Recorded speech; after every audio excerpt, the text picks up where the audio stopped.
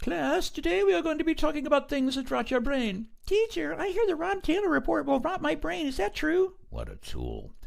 Well, that's correct, Susie. If you listen to the Rob Taylor report, it will rot your brain. Therefore, you must dive under your desk, grab the back of your head, and do the duck and cover maneuver. Let's see this example. Mama, I want to watch the Rob Taylor report. Timmy, no! It's too late. You've been warned. Children should not watch the Rob Taylor report.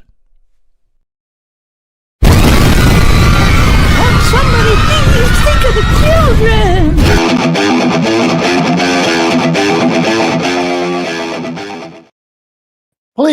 Please, will somebody think of the children? Please. Well, I tell you what, we got a bunch of guests on tonight. We're going to think a little bit about the children, but we're not going to let them watch because this is going to be adult content, even though we're going to keep it clean. Why? Because we got two people running for office, and we don't want to diminish their chances of getting in with our potty mouths. And you know how me and Marty are. We've got some potty mouths. That's right. We're keeping it clean tonight, and we're going to bring them on right now. In fact, Marty, how you doing? Hi, I'm doing okay. And you know, oddly enough, with all the years of radio that I did, it's pretty easy for me to keep it PG, if not G, pretty G-ish. So I will do my bestest to be G-ish. Okay? My best is to be G-ish. Okay. Brandi Martindale is joining us, and Steve Hammerson. Brandi, you're running for commissioner in Coos County. How's that going for you? I am. It's actually going really well. Tons of support. John is actually really great to run against. He's a pretty easygoing guy, so I'm not, it's not a contentious, nasty atmosphere. So like there's a lot of collaboration. He's really open to teaching me what he knows. And so the opportunity to learn from him and be stewarded by him, because he does have 12 years of experience. So that it's really been a positive experience, honestly. I think people see from the outside looking in, it looks really scary. But once you actually get into it, it's pretty fun, and you're sure to meet cool people. Is it 12 or 16 years that he's been in there? 12. Yep. It only seems like forever. Okay. We have another commissioner candidate for another county, Douglas County, Steve Hammerson. Steve, how are you doing, and how's the commissioner race going? It's going pretty good. I actually have to start off with a question. So John is the incumbent? Yep. Mm-hmm. Okay. So yeah, I have a much different experience and a much different flavor out here in Douglas County. It is very hostile. Yeah. It is very contention's kind of baked into that one. Yeah, it's a how dare you question my authority type situation. Yeah. Who are you running against? Chris Boyce. Okay. And that is Representative Boyce's brother or cousin? Cousin, okay. It's his cousin, right, Steve? Yeah, I think they're cousins, yeah. Yeah, I think they're cousins, but they're part of the Good Old Boy Family Network. It's very, very good. I'm sorry, Steve. Would you repeat that? I mean, from all this communication that I've seen, it's portrayed as they're quite distant cousins. Interesting. When you say you're getting a lot of, there's a lot of hostility, animosity between the two. What has happened that really has been the most, I don't know, and fervent thing that he's done or that's happened? Well, really, it's kind of a criticism type thing. Like if you dare criticize anything he does, it's kind of, I don't know, like a teacher taking you to the principal's office and scolding you type situation. So, I mean, if you want to go with the most recent, so my wife went to the commissioner meeting Wednesday morning. On the agenda, they had something that they were doing with elections or the county clerk's office, right? which is a can of worms right now, as you guys know. So, and I'll give you the quote. This is what he said during the commissioner meeting. He said, in the past, quote, in the past, you have had to have extra copies on hand of sometimes up to 300 different versions of the ballots that I don't know what we means, I'd like that clarified, may or may not use. Potentially, those could be stolen and used, right? So, yes. I saw that clip. I should have had that clip ready and available, but I did see that clip that was from a commissioner's meeting, wasn't it? Yes. Correct. So, I mean, obviously there was some, you can go through the whole video if you'd like to. There was some heated conversation about the way that our elections are run. Obviously that's a statewide issue. That's not just a county specific issue. But to me, if you say something like that, you're basically saying, I'm recognizing there's mass fraud in the system that we operate in, right? So how can you, on one hand, recognize that there's mass fraud in the system? And then on the other hand, maybe this is the we that comes into this, are using high-priced lawyers to litigate and try to stop from Douglas County circulating a petition to hand count. So on one hand, you're recognizing that there's mass opportunities for fraud. And then on the other hand, you're saying, well, but we should protect the system where we have mass opportunities for fraud.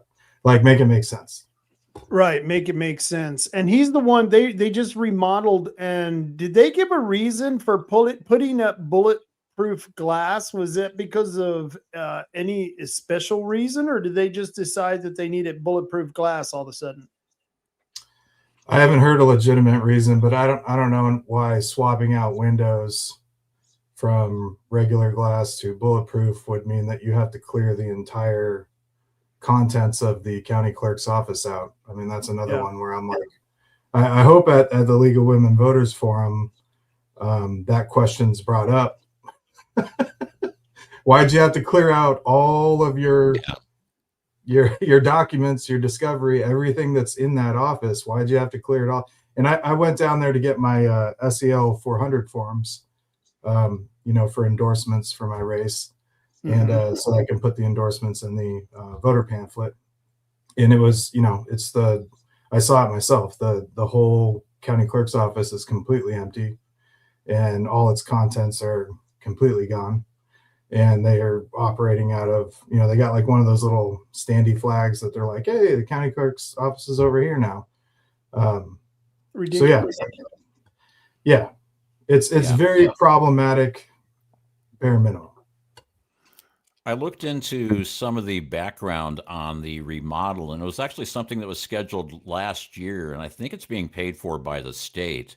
But the whole idea of having all this done while there's a trial in progress is very questionable. It's not one of those things where it should be one of those things where they could have just said, oh, you know what? It looks questionable if we remodel right now. Let's push it back 6 months. So that I thought was a little bit weird. The fact that in that commissioner meeting, he said, there's 300 different types of ballots, and we've got to have spares on hand. Okay, fine, I agree with that. Got no problem with that. But there's a possibility they might be stolen. Hold on, what do you mean they might be stolen? Are people wandering into the elections office and just walking away with handloads of ballots? I mean, how can they be stolen? What is your security protocol like? I know in Coos County, when they remodeled the clerk's or the elections office, they put in bulletproof glass. They put in solid doors, and they used that old bon mot of, oh, we were getting threats. We were afraid. Our people were afraid to come to work. And I talked to the county election gal, Lark, and I said, Lark, at any time were you afraid to come to work? Do you ever feel threatened? She's going, oh, there's occasional idiots, but I'm never threatened. And Lark was bringing her her 2-year-old to work with her. If she was truly threatened, would she be bringing her 2-year-old to work with her? No. But the whole idea is they can use this as a sort of a false flag operation where they can say, oh, we're under threat. We need bulletproof glass. We don't know when these people are going to attack us. And I'm going, well, last I checked, the only people that are violent are the liberals, and the liberals aren't going to be crashing the gates of the Douglas County elections office, because it seems like all the elections are going their way. So why would they attack the elections office? So Seems a little strange. it does. Brandi, it's kind of different for you because you don't have that animosity. Working with John Sweet, and I'm sure you've had a chance to work with Farmer and possibly Taylor as well. What have you learned about the job, and what were you surprised about most in talking with those guys that you may not have thought of going in?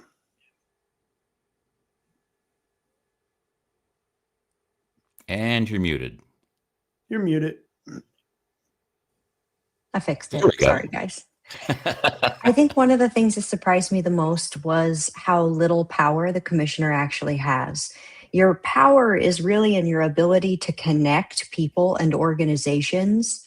You bring ideas together and you help enable development, but really you're there as a supporting role to make things happen so that other people can get stuff done. That was a little bit surprising, I think. So you were there during the vote for the all ages drag show prom that they voted on. That's being endorsed, partnered with Coos Health and Wellness. And Steve, I kind of want to know your answer on this too. If that question was posed to you, you were sitting on the commissioner's seat bench, how would you have handled it? Personally, I would say, I'm big on freedom, and I'm big on whoever wants to do whatever. Great. Once you start getting into your mixing adults and their agenda, prerogatives, whatever, with kids, obviously I'm on the school board. All the hairs on the back of my neck raise, and I'm like, do not mess with our kids. Like I'm a Bible and Constitution guy. Rob's an atheist and he still likes me, so that's cool. But I have to say, like there's only a couple things that I just are no-go issues for me. 1, First Amendment. 2, Second Amendment, and 3, do not mess with my kids. That's it. I mean, outside of that, I can get along, right? Not get along, but I can have a reasonable conversation with you about anything. But those 3 things, that to me is like, those are my lines in the sand. I'm not. So, I mean, what Brandi was saying is very, very accurate. You don't, and it's kind of crazy because county commissioner I'm running against, I really don't think that he buys into this concept. I think he fully believes that he's the master and the commander of Douglas County, and if you question anything he does, you're going to burn for it. And to me, there's another level of public servant that I want to exhibit to Douglas County that does not include that kind of attitude or mantra. But really getting back to it, I mean, I think that you're an advocate, right? So last night I went to the League of Women Voters forum on the homeless problem that we're dealing with here locally. There was a elderly guy that got stabbed in Deer Park. I think it's Deer Park. It's right in downtown Roseburg where Umpqua bends into the downtown area. There's been a lot of violence. There's been a lot of, and now they have live cams up there. You should check it out on X. You can hop on one of those live cams, and if you want to see the drug use and the they call them bum fights, whatever craziness is going down over there, you can hop onto a live webcam and see actively right here, right now, what's happening down there. I mean, really, at the end of the day, it's sad. It's really horrible. But you know, in Grants Pass, they had I think it was a federal court order that came down on them, where they basically said, you guys need to clean up the homeless camps because it's a hazardous society and it's, you know, XYZ problems. And so this guy locally, Bernie Woodard, he basically came in and said, here's a proposed plan on a facility that I can make. You know, anybody that's in that camp, they can come to this facility. There's gates around it. There's a bunch of these double bed, almost like mini homes. And as long as when they walk in, they say, I'm going to be sober while I'm here. Yeah, Ashley probably knows. I'm going to be sober while I'm here. Then they can stay. And then they have like a 6-month window where they can get it together and take off. And he even said, you know, it's like 20% of them will come and just say, I need a bus ticket to go back to Utah, or a bus ticket to go back to Montana. I just need a bus ticket to get out of here. I got into an abusive relationship. I have nowhere to go. I just need to get out of Oregon. And so he said a lot of it kind of, not a lot of it, but 20% of it will resolve itself. But yeah, I mean, to me, and somebody asked me today, one of the guys that put up the webcam, he's just like, what are you going to do about this? What are we going to do about this? And really it's being an advocate. Show up to the committees for homelessness for city council. And, you know, for me, after watching that forum last night, it's, you know, what can we do to assist Bernie? It sounds like he needs grant writers to get state and federal grants, because I think 80% of that Grants Pass project was, you know, federal grant money or state grant money. I'm not sure, a mixture of both. But it's showing up, you know, showing the community, like, I care about this, and I'm trying to influence the city councilors to pull the trigger, to make the right decision, to at least triage some of these people. So this isn't like the snowball problem that just keeps getting worse and worse and worse, which, I mean, that's how it is now. If you pick up our local news review, you know, it's like front page stabbing in the homeless camp, and this horrible thing and horrible thing are happening there. I'm taking up too much time. Oh, no, that was good. We did get off into the weeds there, but I want to get back to that, but I have to go circle back around. I'm like, what are you, Jen Psaki now? Yeah, I'm Jen Psaki. Circle back. I'm circling back around to Brandi. And Brandi, you were at that commissioners meeting where they were giving money. And the worst part, our legitimacy by stamping our name on this, I called it a pedo prom. Maybe I went too far. I don't know. But I was a little upset with what was going on in all ages drag show. I think it's very provocative to show kids this kind of stuff. And I just want to hear what your thoughts were and what kind of vote you would have made on it. Yeah, that's a complicated topic.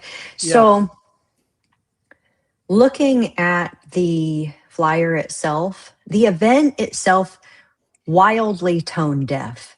And this has been a really interesting experience. I've been having people queer splain things to me. I think because of the way I look and the maybe values that I espouse, people make assumptions about me. I was a bartender for years in New York City.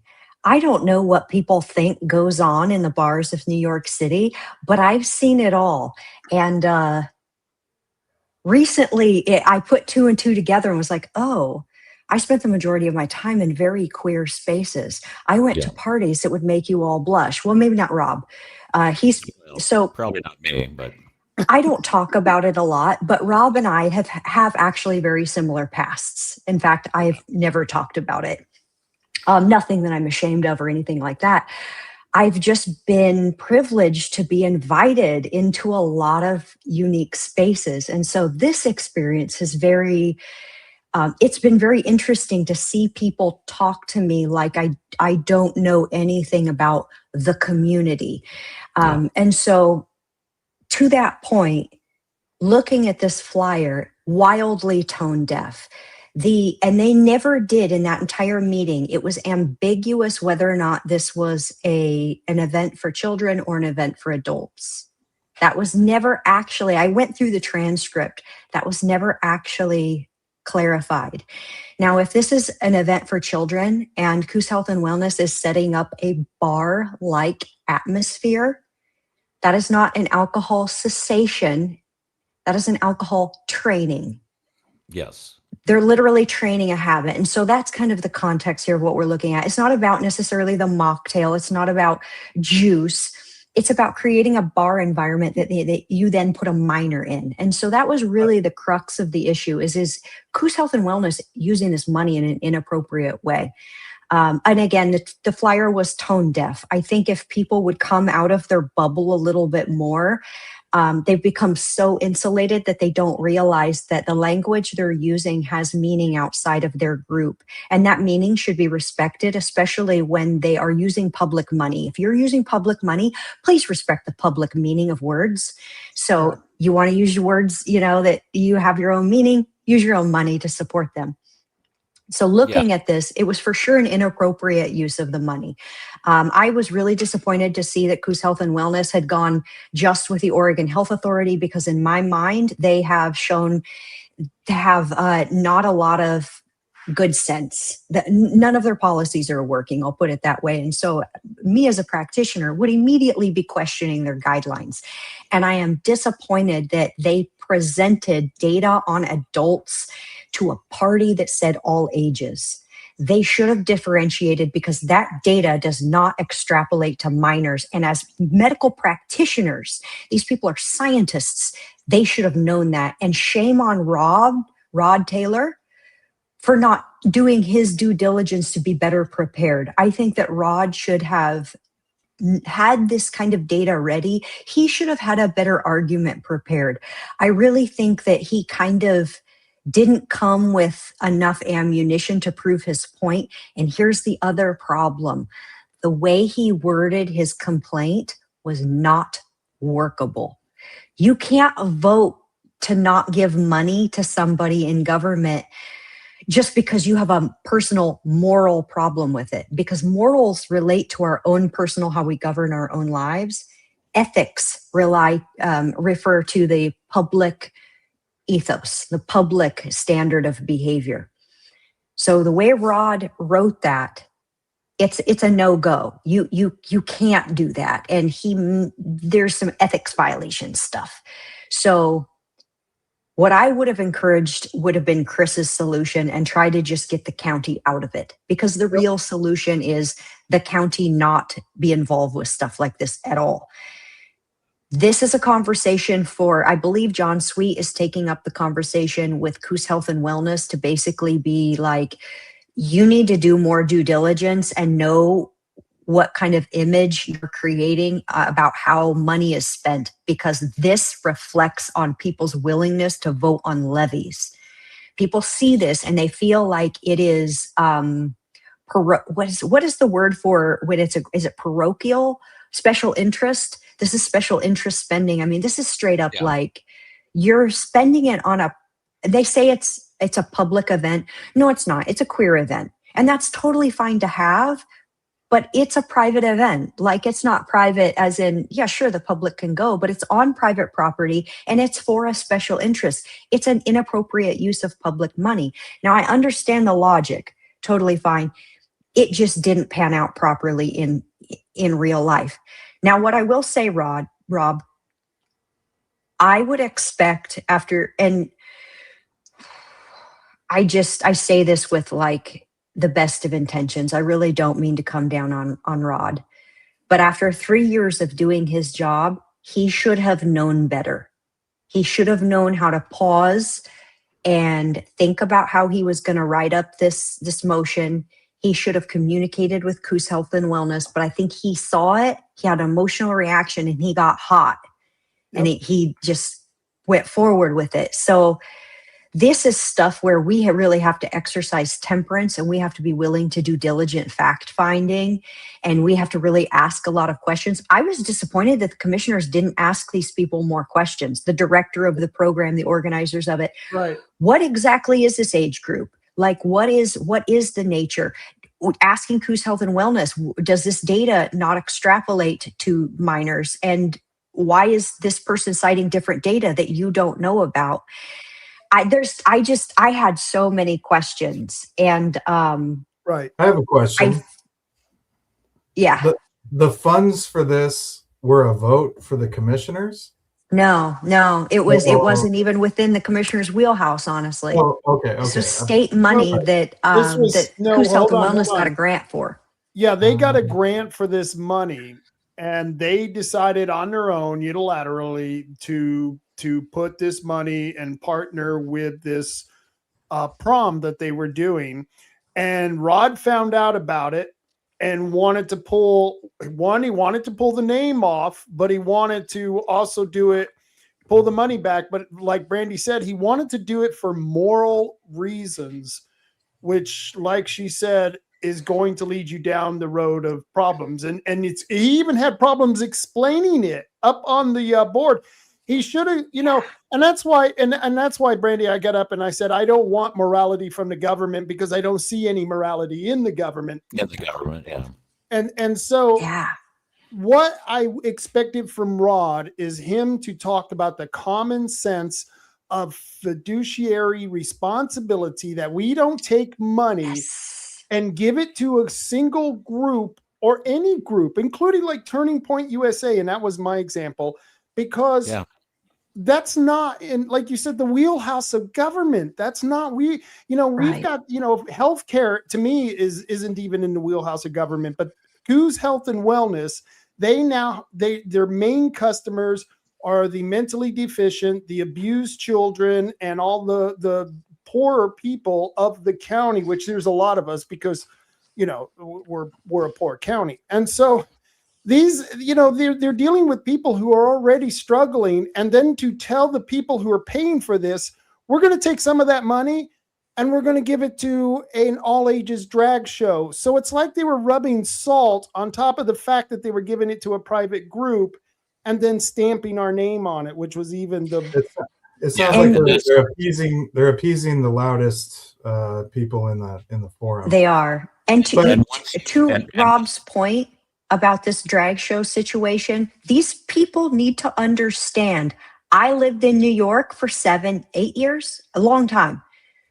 When you say drag show, I've been to real drag shows, real ones. So when you say drag, like, I know what that is. I've been around that. So it's very naive of them to think, well, golly gee whiz, we didn't mean that. It's not like, well, then call it something different. Call it a dance troupe, because that's essentially what our Coos County drag performers are. It's a dance troupe. They don't do the whole burlesque striptease thing. It's a completely different, I mean, maybe they do in certain environments, but that's like, that's not their main, you know what I mean? It's not a hypersexualized show that these people do. And I wish that they would respect the fact that words matter. Call things what they are, because when you say prom and you say drag show, those words mean something in the larger culture. And so if you're using public money, use public words. I would have to see the show. And tomorrow there's going to be people protesting this. And when I get back, I want to talk to all of you about this, because I'm not going to be there. I don't protest things. And so I want to talk to people who do. I know this is going to happen, but I want to talk to some of you about this, because I think Brandi and I are kind of on the same page of the protesting. But I don't have a problem with people who are going to protest. And I want you to watch these 2 videos that were just recently put out. Coos Health and Wellness webpage. Coos Health and Wellness provides behavioral health services for children, teenagers, and adults. In addition, there are a variety of support groups available to meet the needs of Coos County residents. Where is a drag show for children anywhere near behavioral health for kids? Explain that, Coos Health and Wellness. It seems like you guys are pushing children into the arms of groomers. Any man that dresses up like a woman and wants to provocatively perform in front of children, and let's be real here, drag queens, that's what they do. They perform provocatively and dress as such. This is not okay. Oregonians, my fellow patriots out there, I hope you're ready for the ride. Choo-choo, get on the train, because we ain't done here neither. If you see this going on in Oregon, please reach out to me. Let's go. Of disintegration of moral fiber in this country is absolutely insane to me. The fact that so many people find this normal, that bringing their kids to a drag queen show for men to dress up as women and perform in front of their kids is normal. This is not normal, and it's not okay. If there wasn't kids involved, I wouldn't care. Adults, do what you do. It's your business. But these are kids. And these places are pushing this. Snacks from Coosehead Food Co-op, sweet treats from 350 Degrees Bake Shop, mocktails courtesy of Coos Health and Wellness. Coos Health and Wellness. This is the mentally ill wanting to perform in front of children, and Coos Health and Wellness is there to support it. I don't have words, man. The level. And so that was interesting. I know Chris Tuff, he's been commenting, and yeah, that's going to be interesting tomorrow. So Brandi, I'll let you take it first since we left off with you. What do you think of the protest? Do you think it's right? Do you think they should be doing it? What's your thought on it? Okay. Are you guys familiar with like the philosophical background of the protest as a concept? Anybody? No. It's not flattering. So I'll give a quick history to provide some context. The protest is tolerated not because of democracy, not because of rights, not because the government cares what you have to say. The protest is allowed because it is a pressure valve. It is the thing that allows the people who don't have the gray matter to participate in bureaucratic change to have a pressure valve so that they can release their pent-up kind of frustration with a system that isn't maybe working for them. So they can't create change the bureaucratic path. They can't handle the paperwork. They can't do the due diligence. They don't have the tenacity, and they won't sit down and read the documents. But they can hold a sign and scream. And that's enough for them. It's an outlet for those who are incapable of creating real systemic change. It is not something to do with pride. It is something to do because you are impotent in other ways. I disagree with you wholeheartedly. I think you insulted a lot of people right there who've done a lot of went out of your way on that one. It's not me. That's not me saying that as my opinion. That is a philosophical background behind it's. That's why I said it's not flattering. That is why it's considered tolerable. Sure, Steve. What was the amount of money that was approved for this? It was $200. $200, and we were going to pay for it. We were going to pay for it just to have our name taken off the damn pamphlet. Yeah, here's $200. Take our name off the pamphlet. That's all. Can you? By the way, can you guys hear me better? I was told that nobody could hear me, and so I put my headset on. I know I look ridiculous, but you sound fine. You don't look any worse than me. I do have a funny story. Okay. Well, since we're talking about drag stuff, I do have a funny story.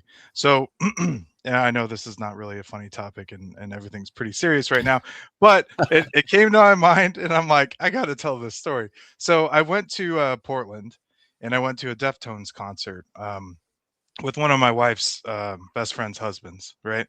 So I go to this concert, and I'm like, and this is like around the time where Portland's starting to transition into psychosis. And I didn't really, I don't know. I just kind of like had a different perspective of what I was going to encounter. Anyway, so I'm walking back, and then, I get dropped off probably 2 blocks from the hotel.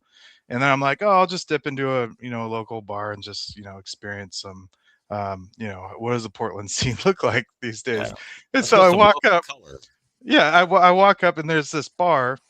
And there's this like super big security guy. I mean, like he's like bigger than me, and which is pretty big. And so I walk up, and I'm just like, "Here's my ID." And he like looks at my ID, and then he looks at me, and he goes, "You are not gonna like it in here." And I'm like, "Huh?" And he's like, and he just starts laughing at me. And I thought like he was like checking me, like, you're not going to be able to come in here tonight. But he gives it back to me, and he just starts hysterically laughing. And I'm like, okay, thanks. So I walk in, and there's just like, queer performers on the bar, on the front of the bar, on the side of the bar, on a dance stage. There's like 4 of them, right? So This is all adults, though, right? yeah, all adult Gotcha, okay. situation. No, we're Oh, yeah. we're not talking about kids or anything. So this is an anger story. This is more of like a funny story. So and then there's like quite like a few people I'm gonna have to wait for. So I'm like, I'm gonna have to wait like 15 minutes to get a beer. And yeah, that guy was right. This isn't the situation. And so I turn around and when I walk out the door, the security guard's like laughing so hard he's crying, and he's counting down 3, 2, 1 as I walk out the door. And I'm just like, you're right, man. I'm sorry. And I Yeah. I wonder if they had like an over under with the other bouncer, where it was like the over under with the other bouncer going, I think I'll be 30 seconds. No, exactly. You owe me $20. I think he'll make it 45 seconds.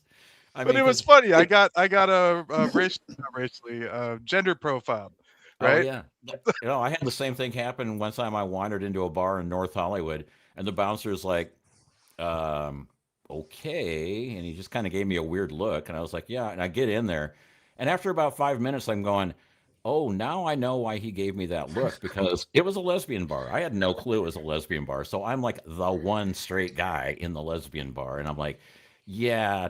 Talk about feeling out of place. I'm like, I was like gonna go get a drink, and I'm like, the bartender was studiously not serving me, and I'm like, oh, I get it. I think I'll Marty leave doesn't now. want to get beat. It took me a while, because I was just like, I walked in, and it was like a lot of good looking women. I'm going, wow, I struck it rich. I walked into a bar with all these good looking women, and then 3, 2, 1.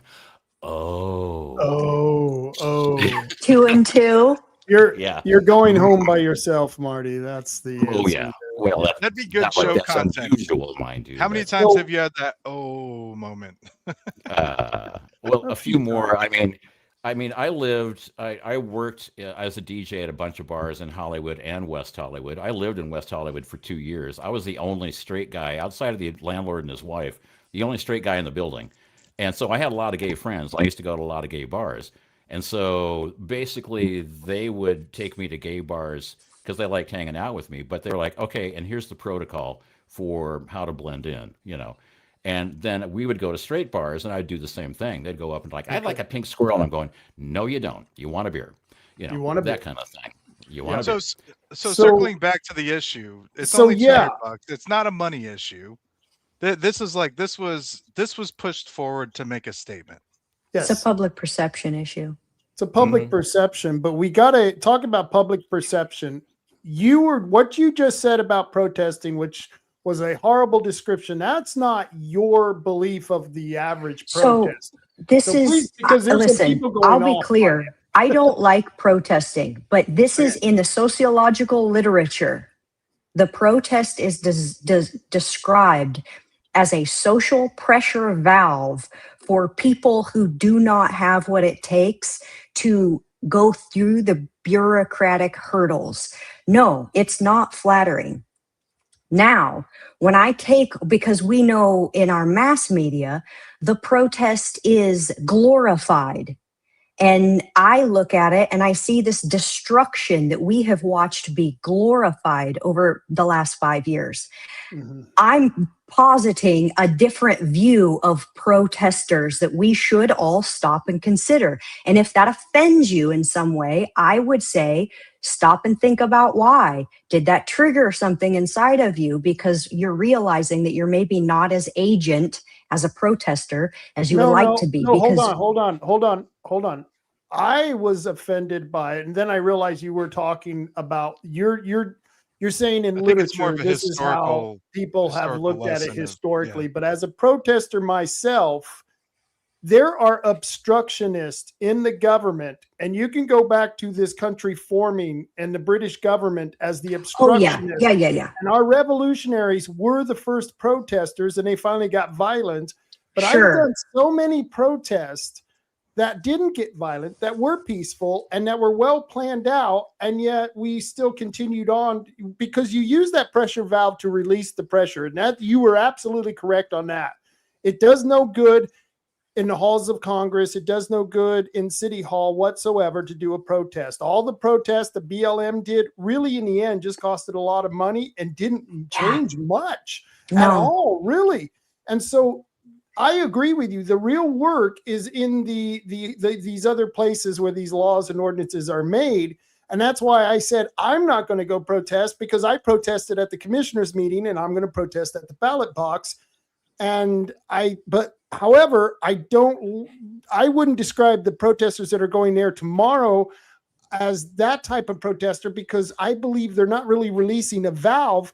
I think they believe, and I believe this is true, that there could be children in danger to exposure to adult material. And I want So you what to I would follow up on suggest, that. what I would suggest to these protesters is that if you really believe it's going on, quietly infiltrate, respectfully infiltrate, and document.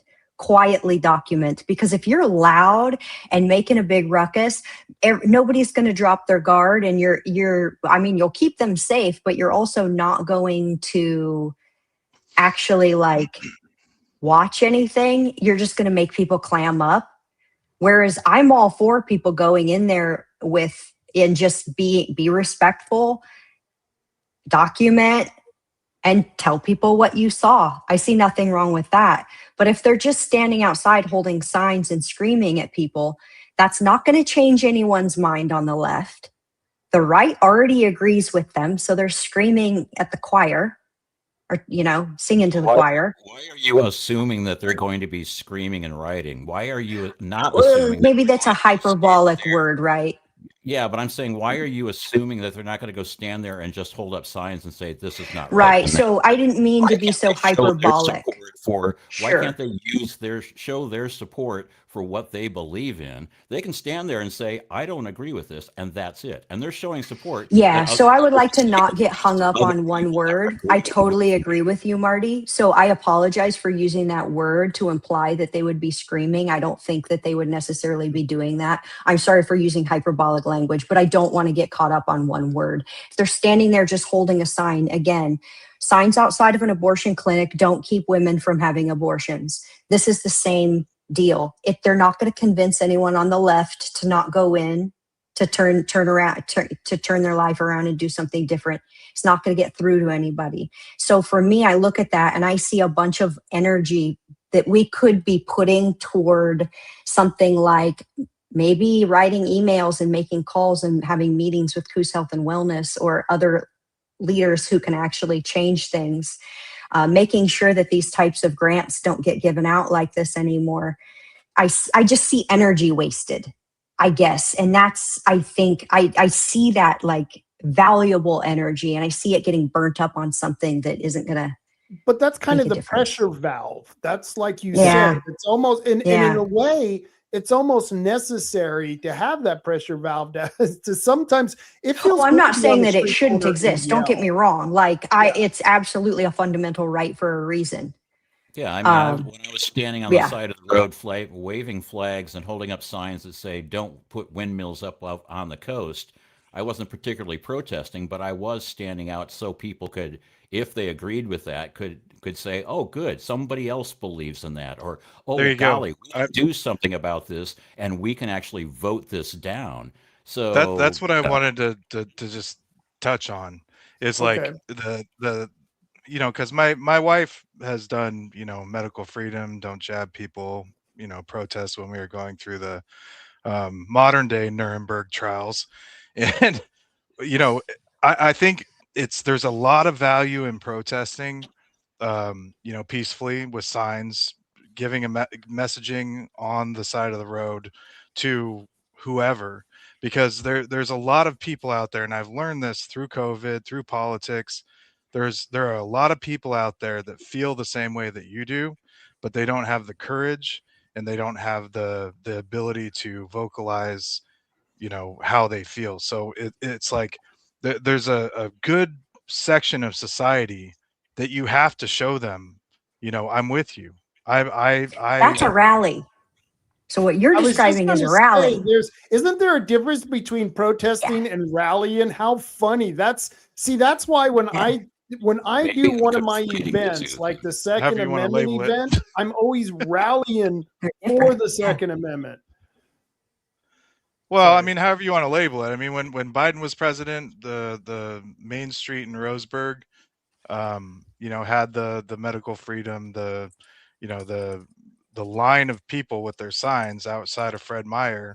And then, now that Trump's president, there's the line of half of them I've seen get off buses. So I don't, really know what's going on with that. I mean, I do, but I'm not going to make accusations of the no kings and the, F Trump and all that stuff. So I don't know. I mean, where does the line between a protest and a rally, where does that, is it because there's an event, or is it because there's social, there is a or is there difference. oppression?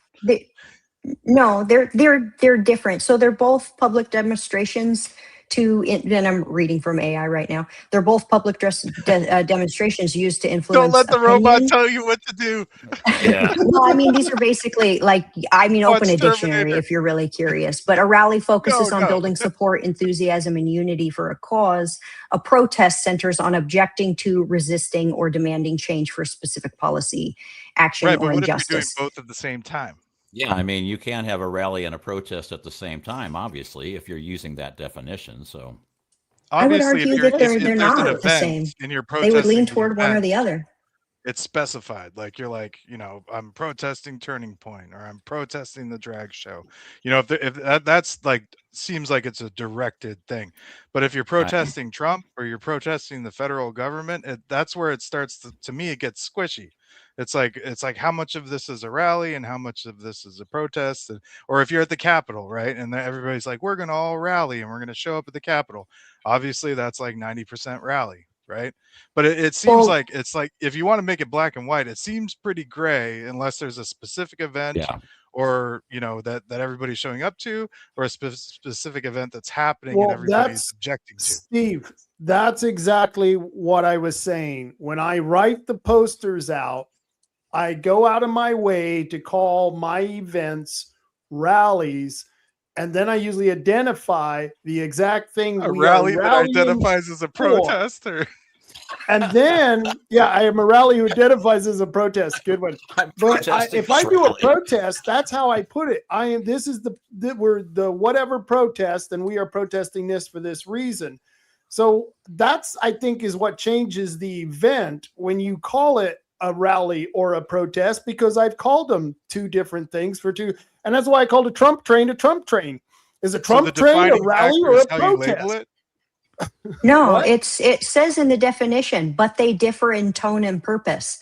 One is building support and enthusiasm. One centers on objecting to, resisting, or demanding, change. So one is negative, we don't like it. One is we want it, build it up. What if the whole purpose is to rally support and optimism to say F Trump? I mean, like, can you really rally? That's a rally, but you're not protesting them, you're rallying. Those two things can coexist. You can be rallying and building support for the fact that you don't like what's going on. So, I mean, it's I just see the 50 Shades of Grey situation. I'm rallying for my Second Amendment rights by saying I'm protesting the fact that they passed a bill that says I can't have that type of magazine. So it could be both at the same time. So how do you label a protester in a rally, and how do you label a rallier in a protest? What hat are they wearing? There we go. I would say, are they rallying? Are they rallying for something, or are they rallying against something? Or, are they protesting? Like, to me, it's super black and white, because I am like a dictionary definition type of person. To me, words have meaning, and they mean what they mean. Yeah. So for me, I'm like, it's no, not but the way Marty explains it, that's exactly the way I would label. Okay, we're doing a Second Amendment rally against the measure they just passed to take away our gun rights. So we were rallying against something, but it was in favor of our Second Amendment. So you can have that duopoly there, and I'm just having my mind blown trying to wrap my head around it. I love it. Sometimes you feel like a nut. Sometimes you don't. I'm over here drinking alcohol removed wine, and I'm feeling like I might need some booze. Yeah, and I'm drinking just plain old water. I mean, oh good. I miss the days of falling down drunk and doing the rant. So anyway, So here's my beef with the protest, right? Everybody has the right to do stuff, but what frustrates me about it is that these protests cost money and they take up resources. Because what people don't realize, and a lot of people at the Turning Point event didn't realize this, the protesters needed to be protected too. And what a lot of people don't realize is that there was an active threat, or like an active, like, possible problematic. There was like a van. I think Drew talked about this. There was a van circling the event, and it wouldn't have been a problem for the people inside the event. It would have been a problem for the protesters. And so all of that, when we drum up all of this stuff, and I don't like the idea of people bringing a whole bunch of strangers into our town. No. These are people that I don't know and trust. And while I don't like, people that are doing weird stuff with children, I also don't like people that are going to come from out of town with the express purpose of causing problems. I just don't trust either groups of people, honestly. Of course, our locals I know and trust, but it's the people that are coming from out of town that have me uncomfortable. At least I know the level of trust I can exhibit with, or I can expect from the locals. I'm not saying I'm not saying I trust all the locals, but I'm saying I can have a pretty good idea of what direction they're going. Whereas when they're bussing in people from Salem and Portland and all these places to be paid protesters, and we are under a color revolution right now. So it's just, these people are getting paid good money. You get paid like $1,500, $2,000 a week. You get free food, free board, free places to stay, free transportation. You can look it up on Craigslist. You want to be a protester? Hey, check Craigslist. What am I protesting today? But the whole point is that they bring all these people in. You don't know if they're a threat or not. All you know is, who the heck are all these people? And they have good intent or bad intent? And there's no way to know. I mean, last week or whatever, and it's like, oh, there's this van driving by and it looked threatening. Well, how do I know it wasn't a false flag? How do I know it wasn't somebody on your side, pretending to threaten people? So therefore you would have your false flag operation and say, look what they're doing to our peaceful protest. Mostly peaceful. We only burned 2 cars, that type of thing. So, I respect the right of somebody to protest, or at least say, I don't think this is right. I wouldn't do it because, these children have parents. Where the hell are these parents going to this all-age show? And that's what I think. It's up to those parents to make sure those kids are out of trouble. It's not my job to take care of your kids. That's Steve's job. He's on the school board. He's on the school board. I like what this guy, Buds 101, said. If nobody's protesting, then the politicians know how the public really feels. The way I read that was, if nobody protests, then the politicians will find out how we really feel, because we'll pursue different solutions. I've actually heard this narrative before. Go for it. Which one's that? I've had conversations locally with a few elected. Oh, am I cutting out? No, you just need to speak up a little bit. Uh-oh. No, I can hear you fine. It's just that you need to. Oh, okay. You're just. So, I mean, I've heard this narrative from. You're probably talking too far back. He's fine. I can hear him. Okay. Did he freeze? Go ahead, Steve. Steve? Are you back? Steve? Is he frozen? No, he blinked. Are you there? He just blinked. Oh, wait. There's a green line on his screen, so maybe he's been attacked by Martians. I don't know. That is kind of weird. There is a green line. Yeah. I think he's back. Tech thing. Are you back? Not yet. Yeah, Marty, I was wondering if a rallier gets paid more money or less money than a person who's a protester. Do you get more money for being a protester than you are a rallier? I've been doing it all wrong. I've been doing all this stuff for free. Every time I do a flag wave or a sign thing, or I stand around and gather signatures, I'm not getting paid. Man, I'm an idiot.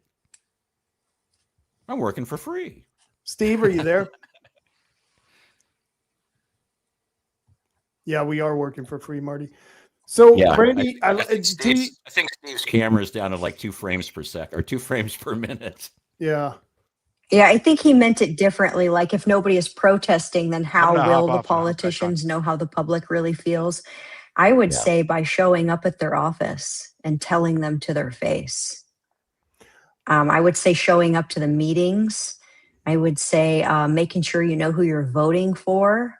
I would say getting involved in civics is how they know how you really feel. Because right now we have politicians who are happy to encourage all of their constituents to protest, Jeff Merkley and the Democrats, because they don't care about our communities. So as long as they have these protesters wrapped up, wasting all of their energy screaming about ICE and Trump, these people are not actually demanding change in their neighborhoods. They're not demanding real solutions. And so they kind of get away with it by burning people out on the protest. And that's kind of what happened with BLM and Antifa. And yeah, so Bays and Tackle came up with his own word, too much semantics. So we're going to do a road test. I like it. We're road testing. We're road testing. That's, not to be you owe confused him with Car and 25 Driver cents Magazine. Not to be confused with Car and Driver Magazine road test. No. It's a protest. It's a rally. It's a protest. It's a road test. So there we go. I think it's the energy. You know, if people are excited and happy and promoting something, it's a rally. If they're pissed and want something to stop, and then it's, you know. Yeah. So what if I go talk to one of my local public officials and they start screaming at me, and I'm being calm, cool, and collected? Would that be a reverse protest? Because I've had people yell at me because I bring up things, and I'm like, they get uncomfortable when I bring up things that make them look silly. Brandi, I got to ask you a question. Okay. One of the things that got put in place during Rod Taylor's term was that he tried to do a prayer at the beginning of the meeting, and it didn't go his way. And somehow we ended up with a moment of silence. And now we all stand there for this moment of silence. Most of us sit down because we don't know what it's really for, what we're doing. If you get elected commissioner, would you consider getting rid of that moment of silence and let's just get back to the damn meeting? I'll be honest, I kind of like it, but I do think that it could be, I think maybe we could change it to like a moment of gratitude. I think just taking a moment to realize that we're in a democratic space where we all get to have these conversations and experience what it's like to participate in peaceful civic engagement is something we really should be grateful for. And taking a moment to just say, like, this is fantastic. Even if it's going to be hard and we're going to like get mad at each other, it's still wonderful that we have an opportunity to have a government like this. And so I kind of like it. I don't know. Yeah, I kind of go along with that in that, a moment of silence. I'm not really that enthused about the let's have a little prayer kind of thing, but I do like the moment of silence because you can interpret it any way you want.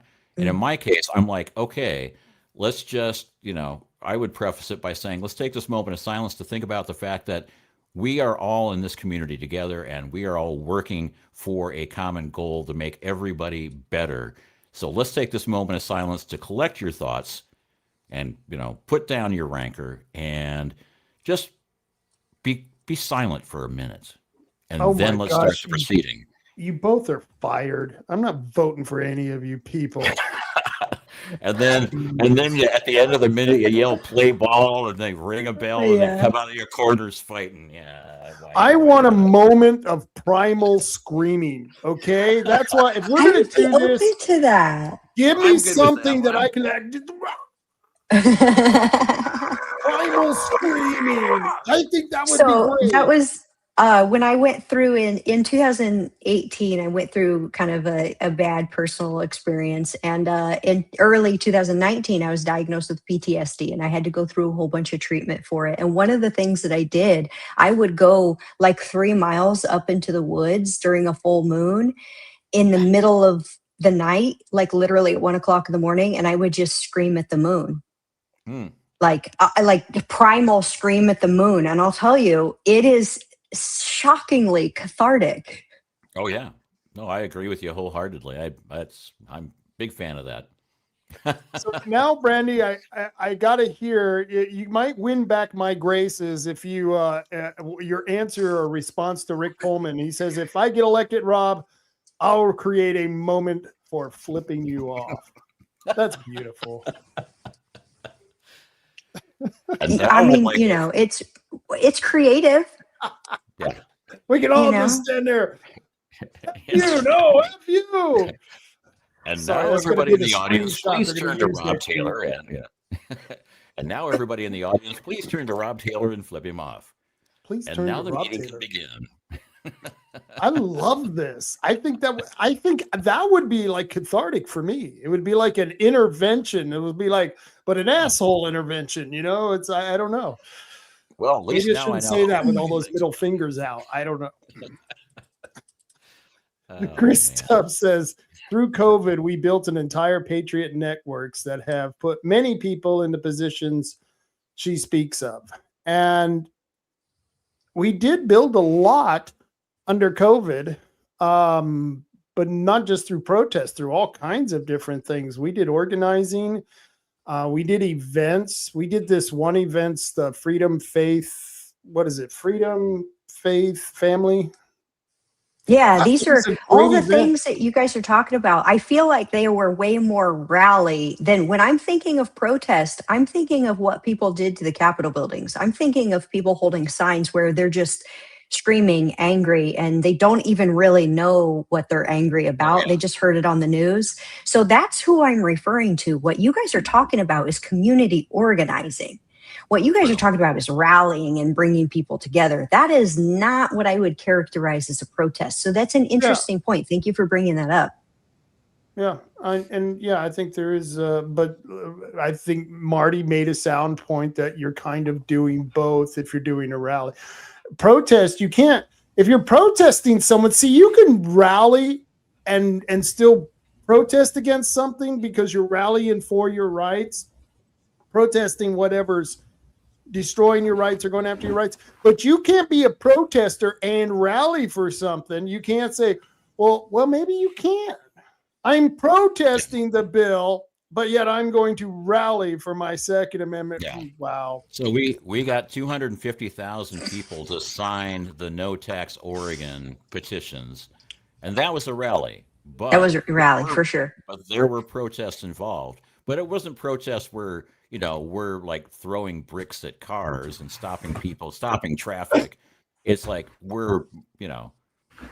I've seen some where people were a little bit agitated, but Steve has left. Steve left and he came back and we're having the same conversation. Yeah, I know. And 10 minutes you were gone, Steve. Is he still trying to figure out his sound? Yeah. Yeah, I think so. Oh, I'm going to put this up on the stage real quick. This was this is how I think of protesters. Tonight, I'll go to the Nobody's Above the Law protest. Tomorrow, it's the Protect the People That Broke the Law to Get Here protest. Friday, I'm busy with the ICE Needs to Show Their Identity protest. And on Saturday, it's the Voters Don't Need to Show ID protest. So there we go. We've I've got my clown suit and I'm getting paid by 4 different protest groups. So I'm busy for the next 4 days. It's worth it to say, too, that there is a difference between people who want to protest an event in their own community with their own people that they themselves live in versus a person who wants to protest on a schedule about something that has nothing to do with their community. Yeah. There's like the one-offs where there's a specific reason versus the organized, we're going to take up the boardwalk every other Saturday. Yeah. That's a different group of people also that adds another layer of complexity to that. Yeah, I mean, there is millions, if not billions of dollars in all these NGOs and all these organizations that are, organizing these protests and organizing these things. And it's like, whatever the protest is this week, something happened yesterday and tomorrow there are going to be 500 people with professionally printed signs for that protest. I'm going, that is not an organic protest. That is not people up in arms. Those are people, those are the people that are getting paid to sow dissent and basically, create a situation where, they want to make it look like it's more chaotic than it is. And they want to, and that's the whole point. If you look at Rules for Radicals, or if you look at how you do a color revolution, this is all part of the script. So anyway, I'm going to remove the thing from the studio. So anyway, I've done my rant. So moving on. Are you guys doing coffee with the conservative tomorrow morning? Yeah, let me put that back on. So I was actually tomorrow morning, from what I understand, Troy Cribbins is going to be there tomorrow to answer questions if people want to come down and have coffee with a conservative. And Steve is back with us. There's Steve. Hey, Steve, how you doing, man? Woo! I don't know. Can you hear me? Yeah. Oh yeah. Okay. My wife's computer had a catastrophic meltdown, so. Oh no.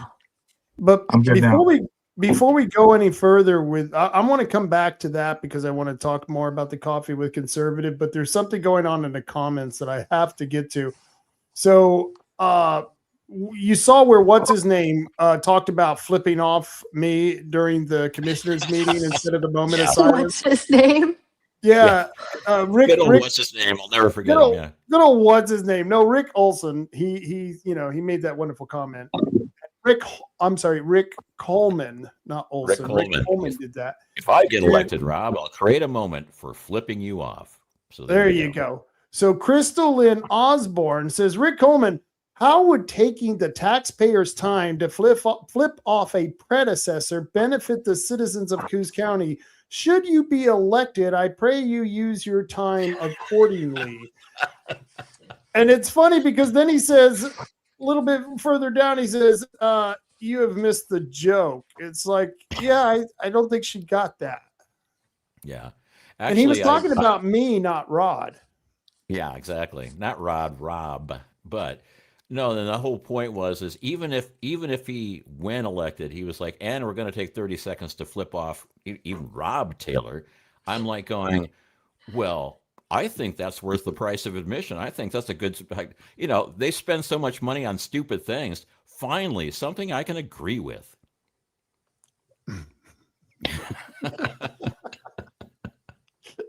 That's a good comment. And that's a good example of the difference between a rally and a protest. That's a good example. I like that. Very good, Samantha. You get an A today. Did you see that, Marty? Oh yeah. No, I read the it. National Capitol protest was a rally of togetherness to give attention to the stolen election. The riot was all Antifa. The Capitol buildings are the people's houses. Well, and the embedded 234 embedded FBI and Capitol Police guys that were there. I said Antifa. Okay. I'm sorry. And Antifa and Aunt B and Aunt Jane and Aunt Betty Lou, but all the aunts were there. But no, I mean, it was done. That was essentially planned. They did the FBI did a desktop strategy of that in August of the year before about how they are going to organize that to make it look like a protest because they didn't want the election to be certified. So that's why it happened, essentially. So everybody went there to protest, and then they put in a bunch of agitators that were actually working in law enforcement to make it look bad. And, and then they could come up with the whole narrative that, oh my God, J6 protesters, we got to throw them in jail. It was an insurrection. They tried to overthrow the government. I'm going, yeah, the government was already overthrown back in the November election, but okay. The fact that there were federal plants inside of that and it still happened is so wildly outrageous. And the fact that no one talks about it, like the federal government participated and was complicit. Yeah. Like at no time, what did they not try to talk these like probably folks who are not like making the best judgment calls? The federal government didn't think to talk them off a ledge and be like, hey, bro, you guys shouldn't do this. No, It they went was along no, with it. it was actually organized from the top down. We're talking the head Yeah. of the FBI and the head of the CIA were approving of this with the prior administration's approval as well. So, Steve, are you still there? Am I? Yeah. oh, hey. Yeah, I'm Yeah, good. it looks like the color got better too. You're not like look like you're in A trance. a sauna. It looked like Yeah, you're I in had a a- red room. The lighting looked good with the different camera, but then I had to change the lighting with this camera because it looked weird. So we Looks have good an now. interesting question, and this is a question, Marty, you might be able to direct yourself to. It says, speaking about rallies and protests, does anyone here personally know anyone who has been paid to protest or agitate? And so I can't say I have met anyone who's been paid to protest, but I have seen news reports of paid protesters. Marty, there was a report out, I think it was on Fox News, and I forget how they figured out that there were actually people getting paid to protest there and getting paid pretty well. Why don't you hit that one? Yeah. Well, some of it is pretty easy to track because they actually put ads in places like Craigslist, and they actually have, special groups on like Facebook and X and places like that, where all these people can get together and, organize and use, and one of the I forget what it was called in Minnesota, but they had a group that basically their whole purpose in life is to follow and harass ICE agents. And they had a signal group, and they had some people that infiltrated the signal group so they could track who all these people were. And it come to find out, a lot of the people that they were tracking were actually people in high public offices in Minnesota that were not only organizing but assisting these. I forget what they're. I'm going to call them ICE trackers, but they had a much cuter name. But and it took a bunch of people, a bunch of hackers to break into their, infiltrate. Basically, the easiest way to hack something is social hacking. So you pretend like you're, you pretend like you're one of them. You get into their group, you get into their signal, and then you start working as a quisling or as a mole to bring down that organization. I want that job. I don't even want to be a Quisling. I just want to, join the job because I could use it. I mean, I could stand there. You and hold can't the move phone. in the shadows enough to do that job. I know they would look at me Yeah. and know right away. So There's no way I could credibly pass myself off as, as a black hat hacker at this point. It'd be like, yeah, sure, Gramps. what do you think on that, Steve? Do you think there are paid protesters? Because I've never actually met a paid protester, but boy, I've seen a lot of news reports. What do you think? We're on the wrong side of the fence for that. I mean, are any of us well-funded, left-wing liberals? Yeah. I Yeah, mean, I think problem. it's one of those questions that I would see come up, and I would say, how would we know? How would we know? Our side of the fence is very, very low funded. We have notoriously no funds. So how are we going to have paid protesters that are libertarian or Republican or not liberal? Good point. That's a damn good point. And Stock's Family Farm brings up something like, just go to the next one down. So they got an Indivisible Oregon, which Richard Stallman, I don't know if you know who he is, but he's a well-known computer guy. And so he actually tracks a lot of this stuff. And so I said, well, show me all the stuff in Oregon. And he showed me one of the indivisible cells that runs out of Bandon. And I'm like, super. Brandi, are you aware of this? I mean, as a commissioner, I don't know how this would affect you, but I think it's kind of strange that there are actual people who could potentially be paid, allegedly, I got to say all these words because I could get sued, and they could be out at the boardwalk doing this and agitating for even worse outcomes. What do you think of this? So it looks like the paying for protesters is definitely to some degree happening. There's definitely money being channeled through nonprofit organizations that are getting handed down. There's tickets, gasoline, signage. There's stuff that's getting paid for. Whether or not they're getting paychecks, I don't know about that. But as a commissioner, to your point, I don't have a lot of control over who the Democrats give money to. I can bring awareness to it. I can say what I really think about it. I can point out what it does to our community. I can just be honest about how impotent it is. It's doing nothing to bring jobs, housing, or safety to Coos County. So there's the power that you really have as commissioner. Yeah, communication. I mean, Communication. if you see something nefarious happening in your wheelhouse, in your neighborhood, in your backyard, you see that happening, you are considered a community leader. You should address it. You should communicate it out. So, yeah, definitely. If you're a leader, I want to talk to both of you about an issue that's affecting both of us. That's completely way off of what we're talking about. But someone just made a comment. The same lady who made the comment earlier, and I thought this was really cool what she's saying here. She says, I'm a moderate Democrat who wants desperately to be able to talk myself into being a Republican. I have been a liberal. I have been all kinds of labels and have lived in all kinds of districts. I have never met a paid agitator or protester, nor have I been offered the job.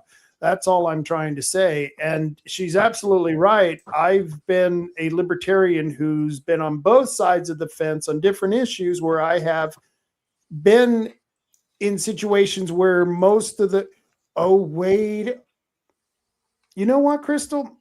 I do know some paid protesters. I know some paid protesters from back in 1994. Most protesters are not paid, but there are some that are the leaders in the protest who are paid. The Drug Policy Institute in Albuquerque, New Mexico used to pay people to go and protest. And that was a George Soros funded group.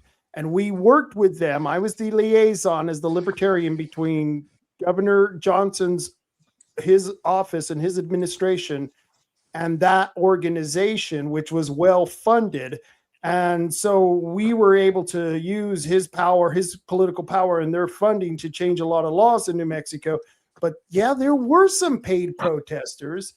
And now I am remembering that being as a libertarian, those people existing, but not everyone. That's like, I would say that's probably less than 2%, if even 1%. I don't know. What do you guys think of that?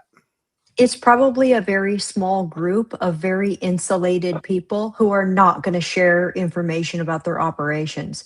We've seen a couple of, we've seen videos of people screaming like, I'm getting paid right. Because people are like, why don't you get a job? And they're like, I'm getting paid right now.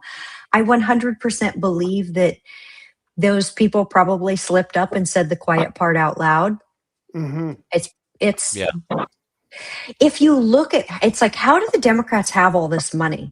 Because if you look at Democrat versus Republican in the United States, it's not like one party makes more money than the other, like right. Demographics wise. So it's like, how are they getting all of this money? They're getting it through the nonprofit mechanisms. The money is being brought from the federal government down into the states. It's then disseminated into the organizations of the state's choice. And then those organizations disseminate it further. By the time it gets to drag shows for kids, everyone has lost track of the money. It's Correct.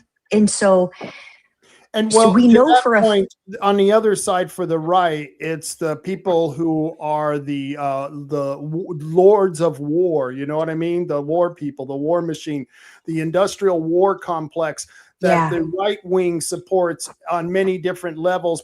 and that's why Trump was such a better person to put in there, because he's not part of that right wing on the most part, even though I've been disappointed in some of his decisions. But you're right. The left and the right have their ways of playing that money, and the left has a way of doing it through the social mechanisms, through the nonprofits, non-governmental organizations, and U.S. aid was a big part of that. Yeah. We've caught I mean, them. We've caught nonprofit organizations donating to Act Blue. We've literally seen Gavin Newsom try to get people to donate to the California Wildfire Firefighters Association through Act Blue, so that Act Blue could be the middleman and act as a bank and make money while they were processing the transaction while it sits in an account. It's disgusting what they do to raise money like that. Because the wildfire firefighters, they have their own website. Gavin Newsom could have just posted a link to the website. He literally funneled it through Act Blue on purpose, and not a single Democrat bats an eye. That's crazy town. Yeah, because they're getting paid well also, because part of the Palisades Fire Fund was run by Newsom's wife, and all of the hundreds of millions of dollars that went into that fund. How much of that went to the Palisades? Pretty much none of it. But I mean, if you look at, let me go ahead and put up, I'll just give you a quick example. Let's see if I can put this up there. Is it? Oh, there it is. So anyway, here's just the laundry list of some of the top donators.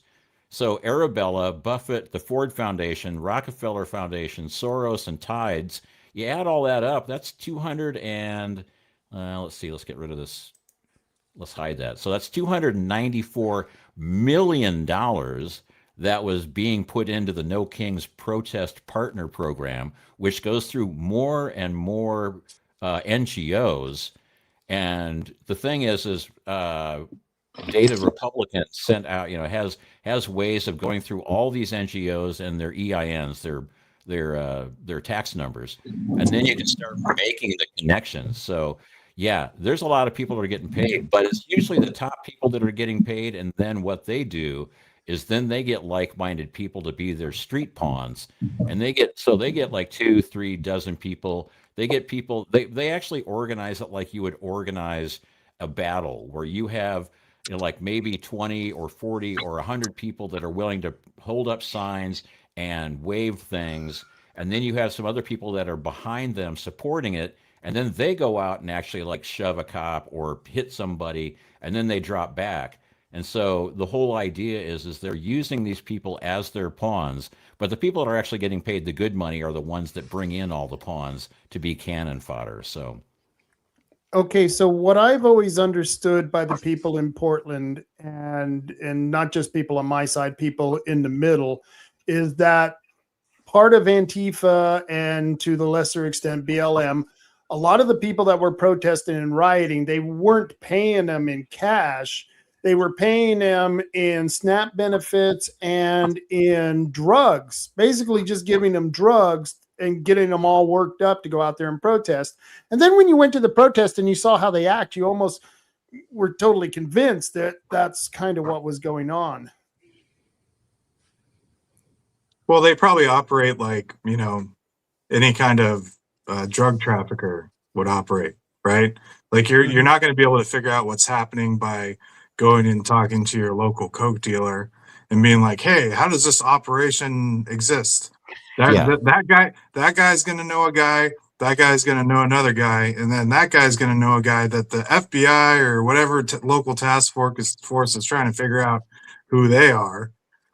So I mean, it's unless you have like a deep investigation on these networks. I mean, they're not stupid.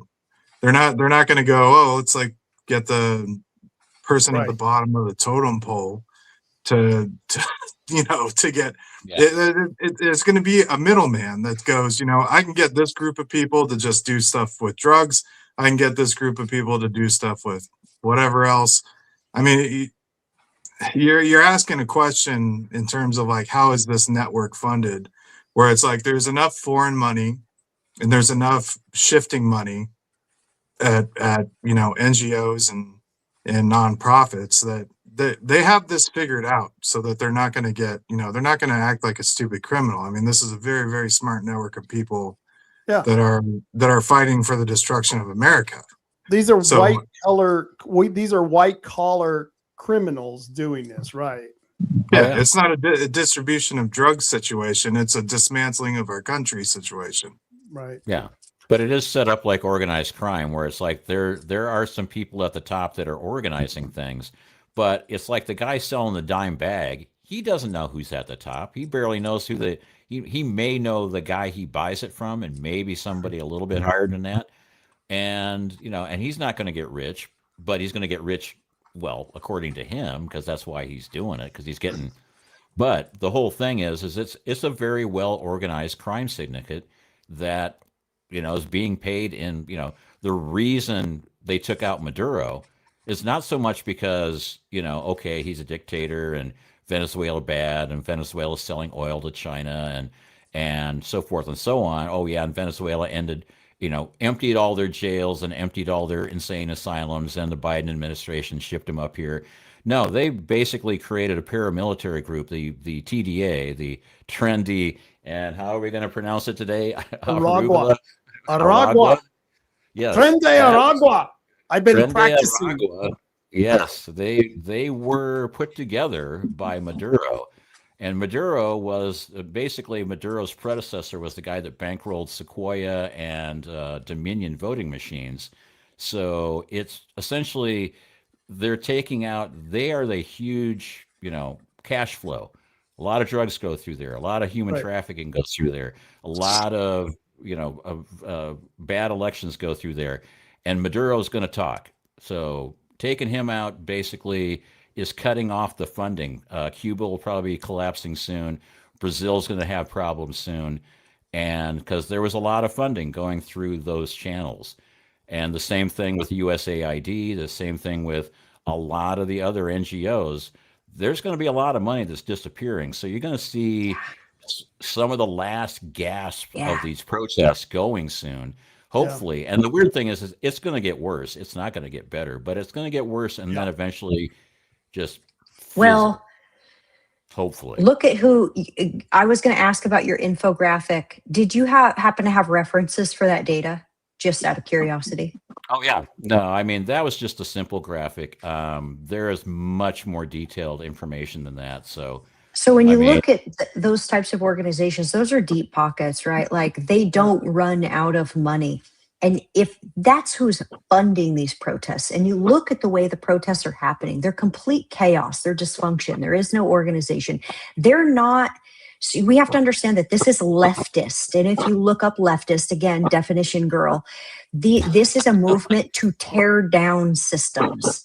This is not a movement to improve systems. It's a movement to destroy. Why would someone want to destroy systems in a nation?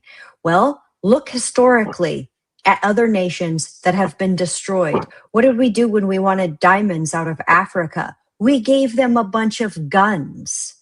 And then destabilize them. The same thing is happening in America. To Steve's point, I think you used the phrase dismantling the nation.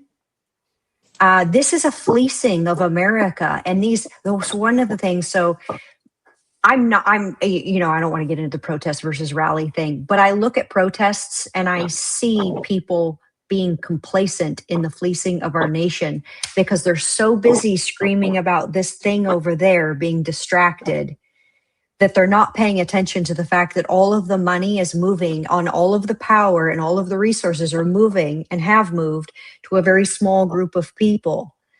And those people are now making decisions that affect our welfare. They're deciding which organizations get our public money.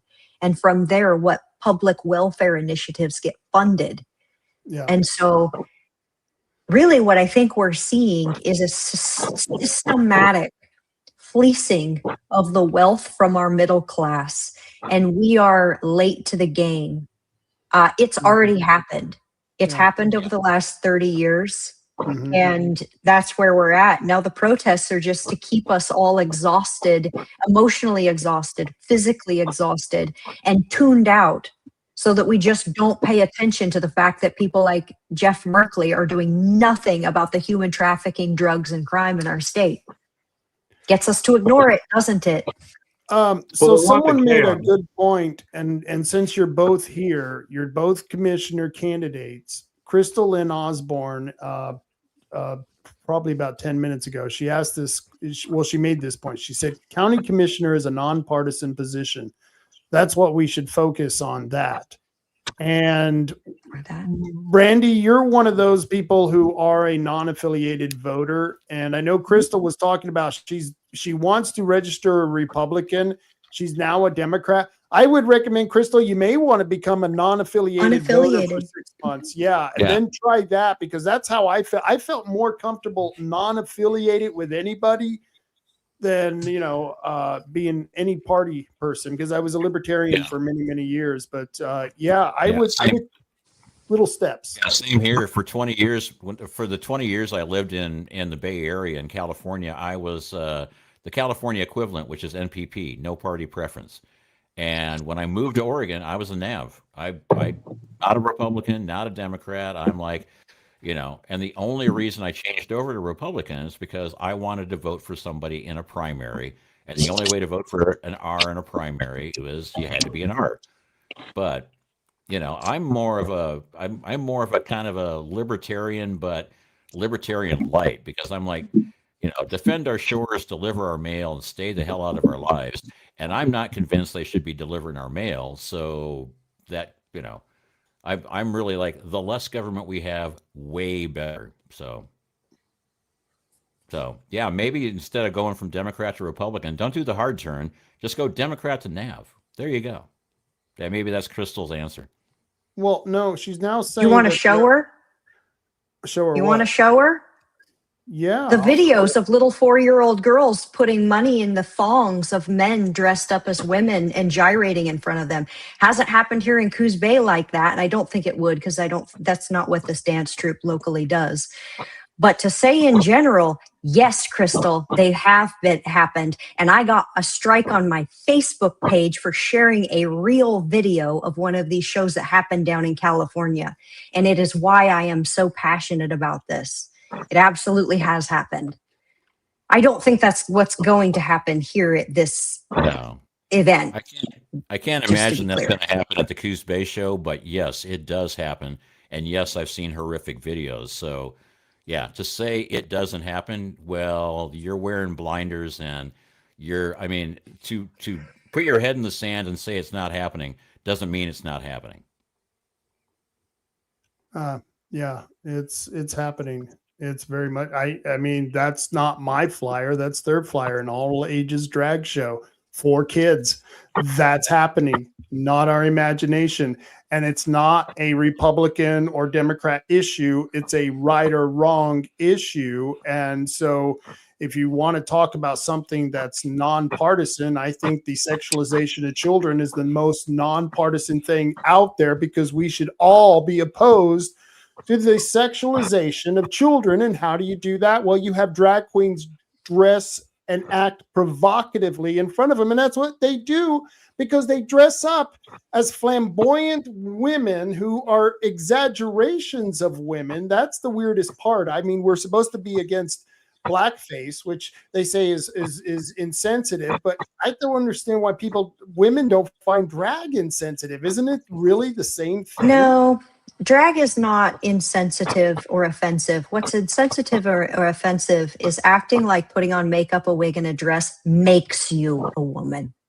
That's offensive. When you have a straight up dude frolicking through a field going, "Oh my God, my first day in girlhood," that's offensive. Oh yeah. But drag is just performance. Now, I wish that our local dance troupe would get away from needing to. I feel like they keep using the drag word because I think it is, spicy, but they're not really, from what I understand about this drag troupe, they're not doing burlesque drag. And so they're kind of screwing themselves by just using language inappropriately. Call yourself a dance troupe. They're going to put on a fun performance. Like, Drag I don't know. I want to insinuates see it. I think I something. want to see it first before I say it's a dance troupe, a drag show. I think that they should be filming this since, we've chipped in money for the mocktails. I think we should be allowed to film this. So I hope they allow Stocks Family Farm and Chris Tuff in there. And guys, don't film the kids, or make sure you put something over them if you somehow you get in there. But I do want to see the drag shows and what they're presenting, because I think that really reflects on us, the county. You can't have us stamp our name on it and then say, oh well, you can't see what we're doing here. I think that's wrong. We don't know that they're going to do that though, right? Correct. We don't. And that's the whole thing. Right. It's the implication and the wording. Like you said, it's the wording on the sign. It's a prom. It's drag. And it's like, well, when I went to my first prom, it was, about as sexualized as one could be at that age, because, oh my God, I'm going on an official date and I'm dressing up and all that good stuff. So that's like, and then you have like the mocktails. So you're trying to do adult things to children. And I'm really not hip to that whole thing, even though when I was 6, I used to mix martinis for my dad. So I'm not sure that I really have a lot of room to talk. This is in a therapy session. Talk about your trauma somewhere else. I know. But I'm kidding. Yeah, I don't have that kind of time, Marty. Please. Yeah, I know. 65 years of therapy obviously hasn't helped at all. So, do we actually get to let Steve talk at any time? I mean, please. We've been kind of babbling, and Steve You got to stop talking, Marty. I know. I don't want to interrupt, because I don't know, when we talk over each other, it's hard to hear. But I did want to go back to Crystal's point. It is a nonpartisan race, right? It does function a lot different, and I view choosing Republican or liberal important, as you guys have said, because primaries have consequences. I mean, I know all too well. I ran a campaign, didn't run a campaign, but I contributed. I was a volunteer on a campaign on Senate District 1 for Todd Vaughn versus David Brocksmith. I mean, we could have gotten. If Todd Vaughn got in there, we could have gotten, the ultimate polarizing Republican versus the ultimate polarizing liberal in Portland. I mean, really, the conversation that I've had with a lot of people is, we've been on this scale where we keep going leaning left and leaning left and leaning left, and that we have the vote by mail system, and we have these election systems that have a lot of chain of custody problems, a lot of voter roll problems. There's a lot of opportunity. Like I said earlier in the show with what the commissioner said, there's a lot of opportunity to sway the vote in the current system that we have. And it's very, very disappointing, right? So we have a system that we question, and under that system, we've moved left. The middle has gone left and left and left to the point where now we are so far left that if you're in the middle, if you're a moderate, I mean, to me, this is where the liberals, the far left, I'd say liberals, I have a lot of moderate liberals that I talk to and get along with fine. In fact, I'm running against one. Andrew Rosales, the guy that I'm running against, that's the liberal in this case, they had a forum in Drain, and I showed up. And I started asking a bunch of questions where everybody just kind of like were kicking their head back and they're like, who the hell is this guy? And where's he getting his information? Right. So I had a couple of people like talk to me at the end of the forum, and they're just like, hey, can I talk to you about this and that? But then I ended up talking to Andrew for, I don't know, 15, 20 minutes. And he was really supposed to be like connecting with all the people that showed up. But it was, obviously he like believes in climate change and some green energy stuff. And, there's stuff where I'm just like, hey man, this is a landmine. We're not going to get anywhere in this conversation.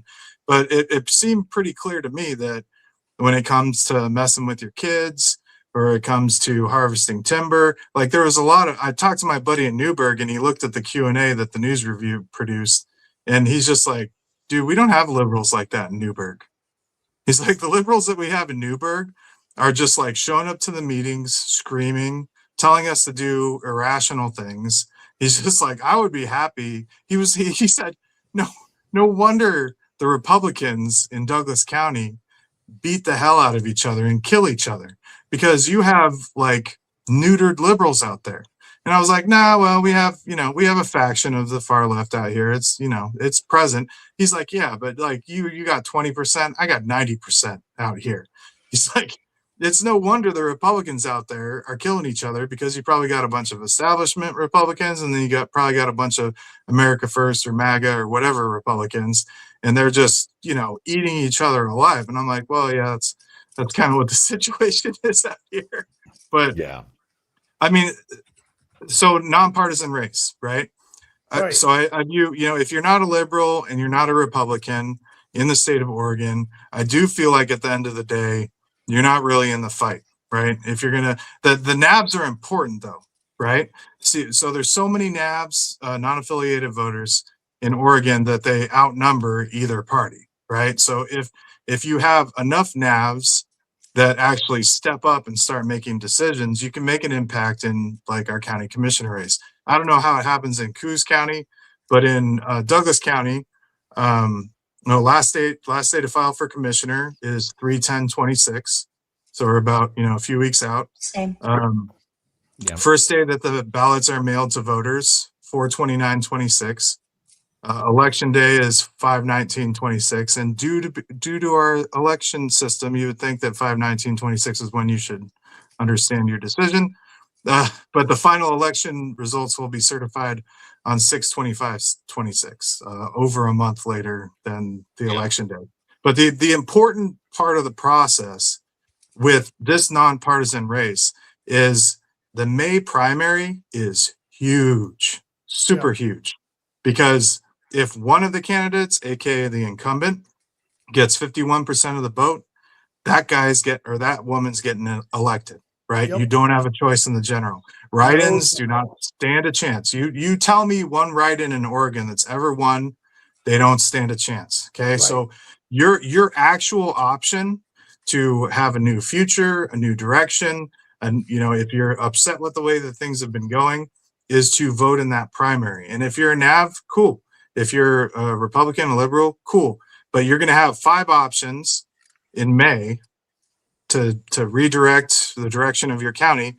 And then if the incumbent gets 51%, then you're just stuck with the same old, what you've been dealing with before. If the incumbent doesn't get 51%, then you have a runoff. Whoever has the top 2, percentage of votes, it's head to head, that person versus this person. And I got to tell you, in my race 4 years ago, there was a guy named Mike Ruley, and Chris Boyce were the top 2 in that race, right? And you can look it up on the internet. KQEN reported the night of the race, after election day, that there was 47% for Chris Boyce, and then the second runner-up was Mike Ruley.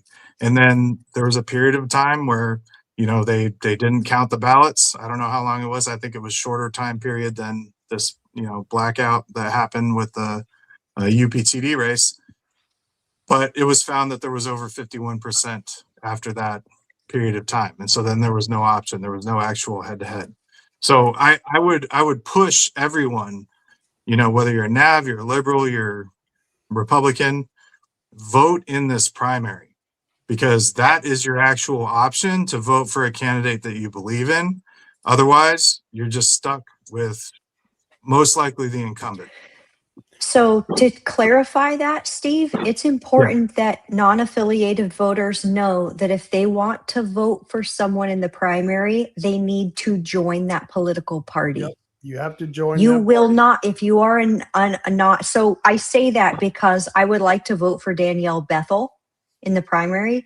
I will need to change my voter registration from NAV to Republican to receive a ballot that has the Republican primaries on it.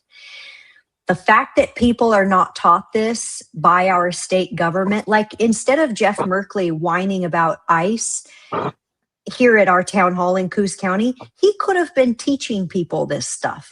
But our leaders are not stewarding us and giving us this information. Well, that would threaten their reelection capability, right? Yes, it would. Don't if it's been working for them up until this point, don't they want it to just status quo, just keep going the way that it's been going? So they don't want to educate you. I mean, if I got into office, I would just yell it from the rooftops. If you think I'm doing a bad job, the May primary is where you address that. But they don't. They want to sweep the May primary in a nonpartisan race under the rug, so that they can just not spend money on their campaign, not worry about. I mean, all the incumbent positioners did not submit Q&As to our local newspaper this round, and I'm wondering if they're even going to show up to the League of Women Voters forum, which is usually the one that everyone shows up to. I'm wondering if they'll even show up to that. And honestly, if they don't, that's a statement within itself. That's just I don't care what the public wants. I don't care about any of you. I don't need your approval. I am the master and commander of this county, and beatings will continue until morale improves. Yeah. Well, I mean, you don't need any more evidence of, let's just say, election integrity issues than you have like a governor and a legislature that is doing things that obviously the constituents don't want. 250,000 people didn't sign the no tax thing because it was a fluke. No, a lot of people, and this was in a short period of time, a lot of people wanted to have their voices heard, and now they're turning it around and saying, oh, and by the way, it was supposed to be in November, but we don't want that stinking thing like next to us for our reelection, so we're moving it to May because we know nobody's going to show up in May. And oh, by the way, we're just kind of, we're thumbing our noses at you. Sweep it under the rug. Yeah, we're thumbing our noses at you once again because we know that it doesn't matter. We don't get voted in. Are you kidding me? Nobody would vote for Tina Kotek, but she doesn't have to worry about that. Same thing with Merkley. Same thing with Wyden. Same thing with, who's the doctor who doesn't know the difference between a man and a woman? Maxine Dexter. And, and it's like none of these people represent Oregon. Hey, can I just interrupt you really quick to address, Chris keeps bringing this up. Chris, the people in drag, a good percentage of the troop is women. I hope that clears some stuff up. But to answer all of your questions, I don't know. Please call Coos Health and Wellness and ask them. We need people.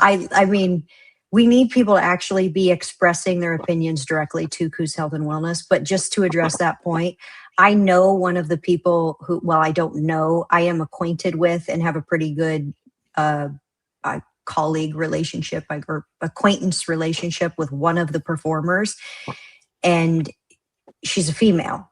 She dresses up in as a man and so that actually goes both ways. I guess that's something that probably people don't think about, but yes, the majority of people in this dance troupe here in Coos County are actually women. It's a drag king. A drag king is the woman, and Yes. the drag queen is the man. I've been to a drag queen show, Crystal. I've been to a few drag queen shows. Okay, so it's not really something that's shocking to me. It would just, to me, be shocking if it was happening to someone 4, 2, 1. How young are we going to allow this to people to be exposed to? It just Once depends again, on I the don't type know of dance what. that they're doing. Yeah, and when they say drag, what. like if you're someone like me and Rob who have been to real drag shows, adult only, and we were exposed to the original drag, that's what comes to your mind. So this dance troupe, that's why I say I wish that they would maybe consider not referring to themselves as drag, because what they're doing is not what us old school, liberals, because we are at our hearts, I think, old school liberals.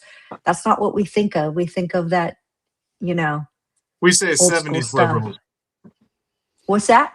We say 70s liberals. Yeah. No war, peace, let me do my drugs. 70s liberals. And I'll address Crystal's comment. Yes, there are moderate liberals.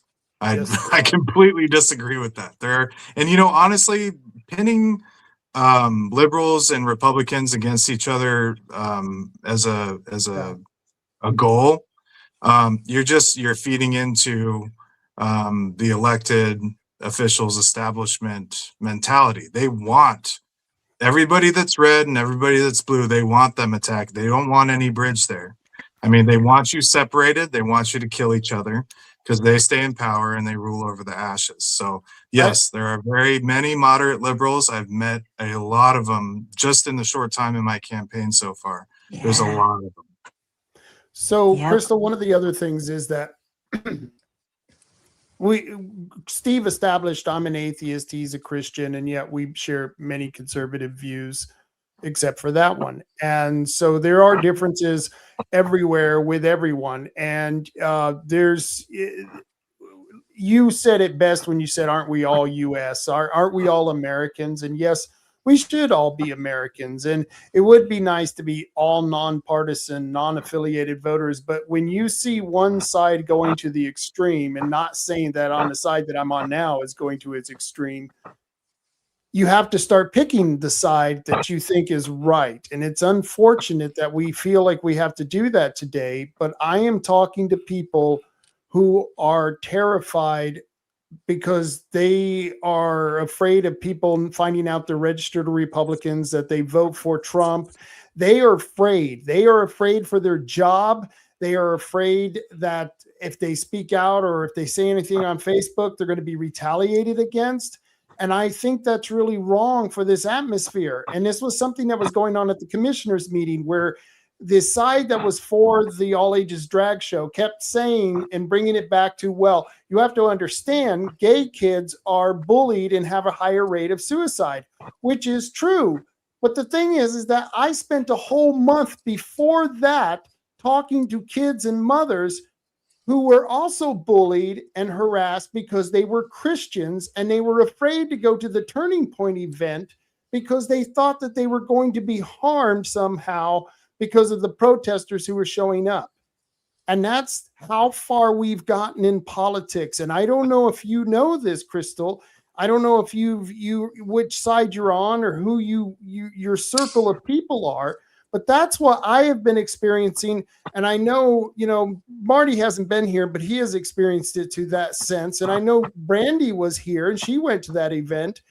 And it was something that it was funny because it was divisive, yet it was unifying because we were both there doing something for what we both believed, both sides. But I think there were misconceptions on possibly both sides as well. But what happened in that Turning Point event was just beautiful. I think it was a beautiful thing. And it was sad that the people inside were meant to feel like they were going to be hurt or harmed, and their kids are being bullied on a regular basis because of their religion. Kids shouldn't be bullied for their religion or their sexuality. And that's why we should all just be Americans. Just my point of view. I would say it was mostly beautiful.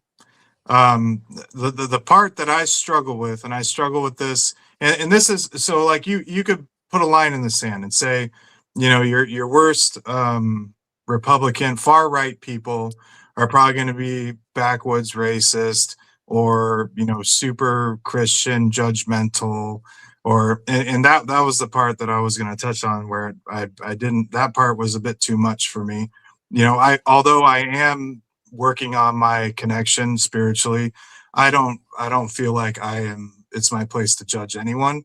And if you don't see your spirituality like I do, that's fine. I don't judge you. And it's not my place to judge you. I don't have any kind of authority to judge you.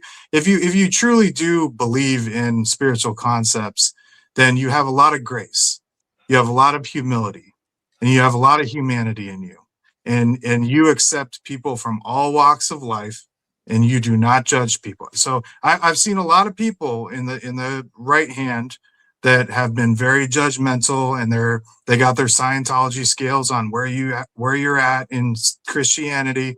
All that, once I start seeing that, people leveraging God against each other, I go, yeah. You are a lost soul. I don't know where you went wrong. I don't know why you went down this road, but that is just a shame. I hope that, I would pray that you'd figure it out, because the real message is that you love everyone.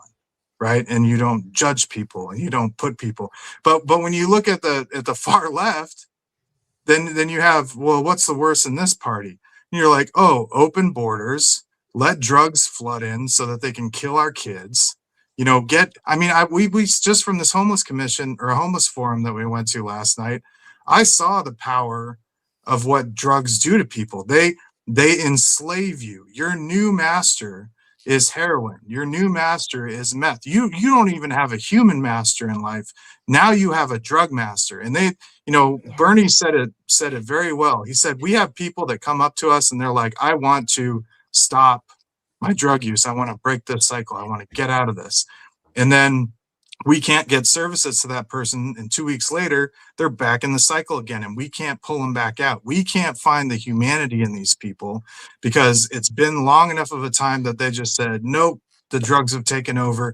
And then they cycle back into it. It's like there's moments in time where you can grab somebody and help them and propel them in a different direction.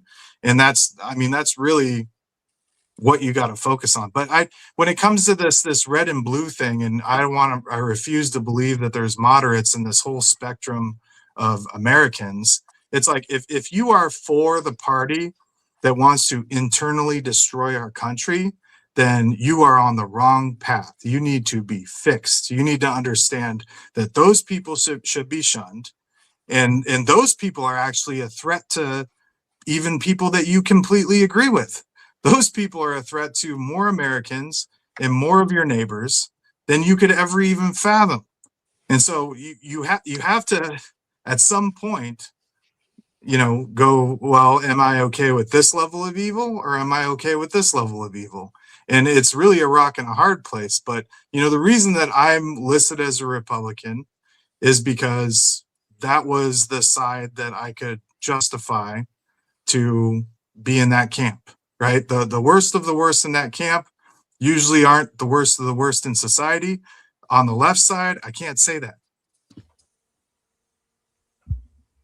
That's my rant. Oh, thank Okay. you. Well, that was a really good rant. That was Good a really, really good rant. We had someone new join the conversation. Sable of Regal, or Regal. I think it is. Are right. you willing to Yeah, talk okay. to leftists? And I think we're always willing Absolutely. to talk. I talked to I Brandi. come from the She's on left. the show. Yeah. Did they watch She's the show from New last York. What part of New York? I said, you're from New York. What part Oh, of New I York? thought you said, well, I did my first year in Brooklyn and then I did like another 7 years, I think, in Queens. You're talking about it like they're prison terms. Well, It's interpret New that as York. you will. No, not I loved Rikers? it. I absolutely Rikers? loved. I lived in New York City under Mayor Bloomberg, and it was wonderful. I loved it. Very good times. But I mean, to Crystal- Sable's point, if we could just kind of like take a minute to stress that, yes, absolutely, and wanting to talk to liberals and build that bridge and kind of bring us back to a middle ground of like Yeah. reasonable social and personal boundaries that we can all get back to respecting. Yeah, definitely. I mean, in last week's show, we had the gal on, and we were Emily. talking to her for quite a while. Yeah, Emily, and we talked to her for quite a while, and we were listening. I mean, the thing is, I'm willing to talk to leftists, and I'm willing to talk to. I will entertain any idea if you want to discuss the subject and you want to like say, okay, I've got my facts, you got your facts, let's compare. If you want to do it scientifically, or if you want to say, okay, I have an opinion, you have an opinion, that's fine. Let's make a baseball analogy out of it. I used to be an Oakland Athletics fan when I was a baseball guy, and I had some friends that were Red Sox fans, and we would just be like cats and dogs when it came to arguing baseball. But other things, we could get along just fine. And that's the whole point. I mean, we're not going to be able to get along with everybody all the time, but you can get to a point where you can listen to what they have to say. And if they're talking in a rational manner and they're willing to listen to, reasonable facts and figures, I got no problem talking to anybody. I mean, I do it all the time. So it's just I don't think either any of the four of us have ever said, oh, there's no freaking way I'm ever going to talk to a lefty. It's like, no. As a matter of fact, I'd be kind of interested to figure out what the heck makes them tick. Now, I'm a little bit upset about the people that are actively trying to destroy our country, the paid activists and the people that are quote unquote protesting. There are people that are there for distraction, their sole purpose is to sow unrest because that's how color revolutions work.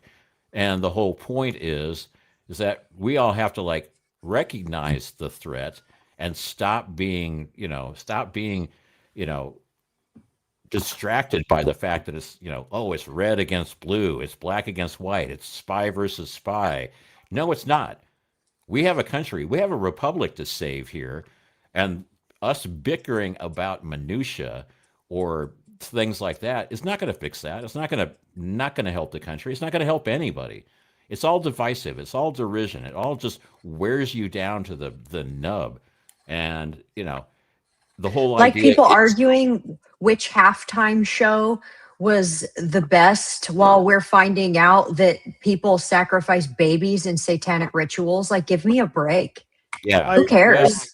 I didn't see I saw- either of them. I don't really care, and that Same. was the whole point about that. Yeah, it's I don't watch football, never have. Not since I was 13, and then I used to watch Dallas, and then those Dallas cowboy cheerleaders came out, and I discovered something else.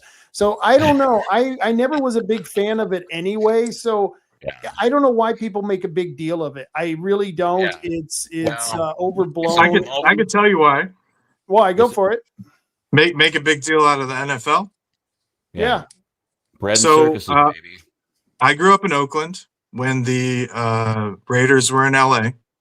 So Raiders. yeah. So my dad raised me to be a San Francisco 49ers fan, right? Yeah. And so he would take me to all the mini camps. Every time they had a mandatory training camp, he would take me there because I think it was pretty cheap. We could get autographs, and he actually took me to Oakland Coliseum in the basement, and I got, Lance Blankenship and Mark McGuire and Ricky Henderson's, autographs and stuff. So you got to understand, as a 6-7-year-old kid, I'm like meeting these like modern day gladiators. Like, these guys were bigger than any guy I've ever seen. They were faster than any guy I've ever seen.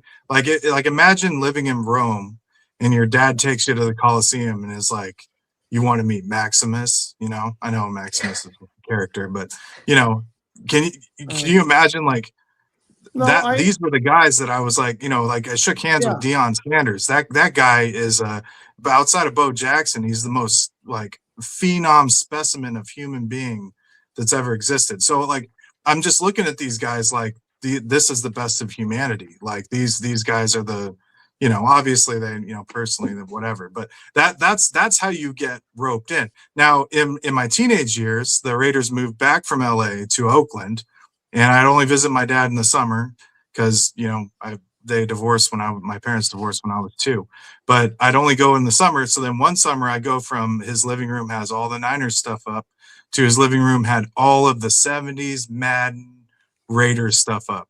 And I looked at him like he was Darth Vader. And I'm like, Dad, like he brought me to all these mini camps. He brought me to all these, like I'm a Niner fan. And he's just like, he looks at me dead in the eye and he goes, son, I've always been a Raiders fan. And that was my moment. Like episode 5 in Star Wars, where I get my hand chopped off and I'm looking at Darth Vader and I'm just like, what is happening right now? So wait a minute. You're mixing Star Wars metaphors with football analogies. Yeah, my dad was Darth Vader. And I'm the one drinking the pot soda here. I mean, how is this affecting you, man? Wait a minute, Steve. Well, I'm just saying, the fandom was huge. And it was imparted to me from my dad, so it's like I don't know, whatever your parents were interested in that you took a calling to, it sticks with you. And then even though I know that the NFL is a sham these days, and that I figured that out after the Niners lost the Super Bowl and the Chiefs didn't get a single offensive holding call when they were the worst penalized team in the entire league the entire season. I'm like, oh, this is all rigged. And then I look it up in the litigation wise, they're an entertainment industry, just like WWF. They're not set up as in litigation. They're not a competitive league. I'm like, oh, this is all just a show. Great. Yeah. There is So more before we go any sociological, further- depressing sociological literature that is akin to the protest literature that you guys would really not be happy to hear about also. but I was just hold saying on back- before you go into that. Hold on a minute. I have to address something here because we're way back behind on the comments, and there's something going on in the comments that I think we should address because I think this is really kind of a revelation here. Crystal Lynn Osborne is Rick Osborne's wife. And I believe that's what she said. Is this, if I understood her correctly? Yeah. And so she's making comments. She says, I've never loved Rob Taylor until today. Thank you. And I don't know what I said to make her say that. And she says, you're now a person and not a radio personality.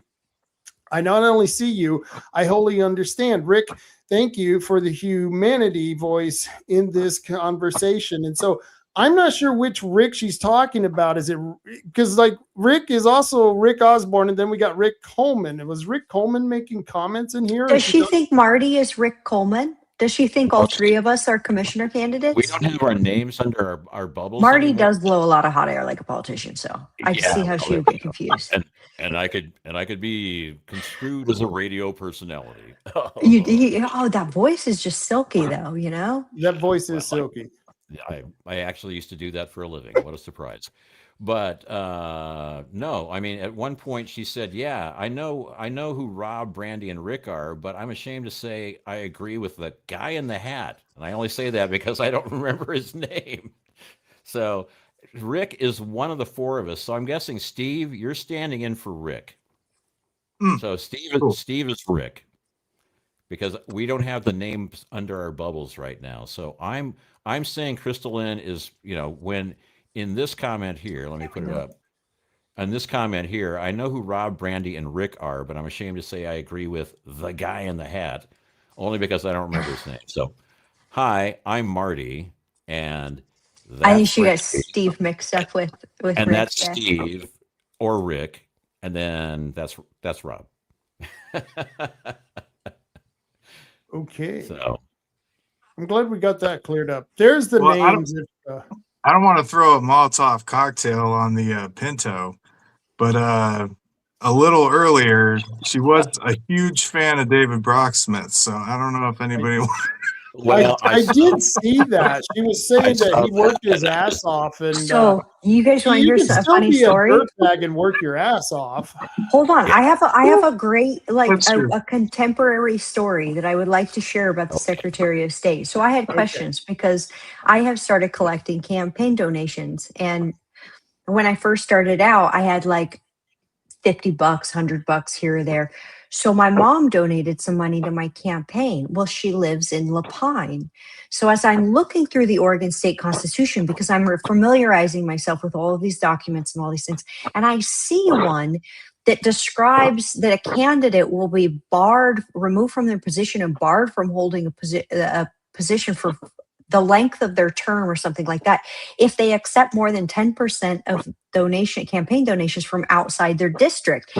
And so I'm like, holy crap, could I get in trouble for this? And so I called the Secretary of State and speak to my lady there. This is my contact. And she really didn't know. She was like, this is really complaint driven and we don't really look into it. And I said, well, I think I need to know, because if I fundraise like David Brocksmith, I can be done in one phone call. And I'm not just being snarly. Go look on the Orstar and go look at where his money is coming from. I went back to November and it looked like over 50% of his money was from out of state, not just outside of his district.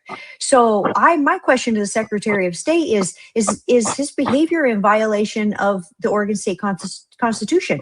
And I have not got an answer back yet on that. Yeah. I think it's the law. I don't but they don't enforce it.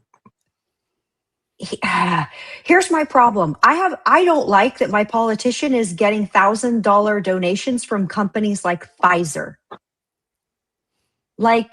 Well, we got in a lot of trouble for saying that David Brocksmith got $125,000 from a donor in San Francisco, California. There's more. He still is. I saw it with my own eyes. Tim Tuttle, who at the time was the managing director of Newport Asia, which is a multi-billion-dollar investment firm that invests only in China, and and basically has a huge interest in the Hilton of China. Yeah. And we asked him, we basically said, hey, you're on the China Council. Maybe it's a good thing you have somebody with great China connections. He didn't answer the question. He basically ripped us a new one, and got Rob thrown off the radio, and got a lot of other people in trouble. The Roseburg Six got nuked. So, yeah, we're not real big fans of David Brock Smith. So It actually turned out I to be a just, good thing for us. It turned out to be really well. It worked. I mean, everything turned out so good for us after this, as far as what has happened. I mean, I would never have met the people I met if I wouldn't have had those people come to my side at a certain time. And now we're like lifelong friends because we were all in the same battle together. And we have created something here. Well, even with the fuckers, because we're all fuckers now. And that's the Friends of the Coos County Republicans. love it. The Love it. fuckers, yes. And so Coos County Republicans. there, out of every bad thing, every door that shuts on you, there's many doors that open.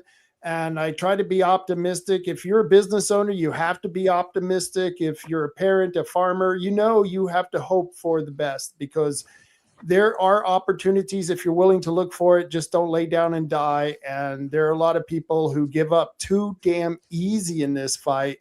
It's long, it's hard, but it's worth it.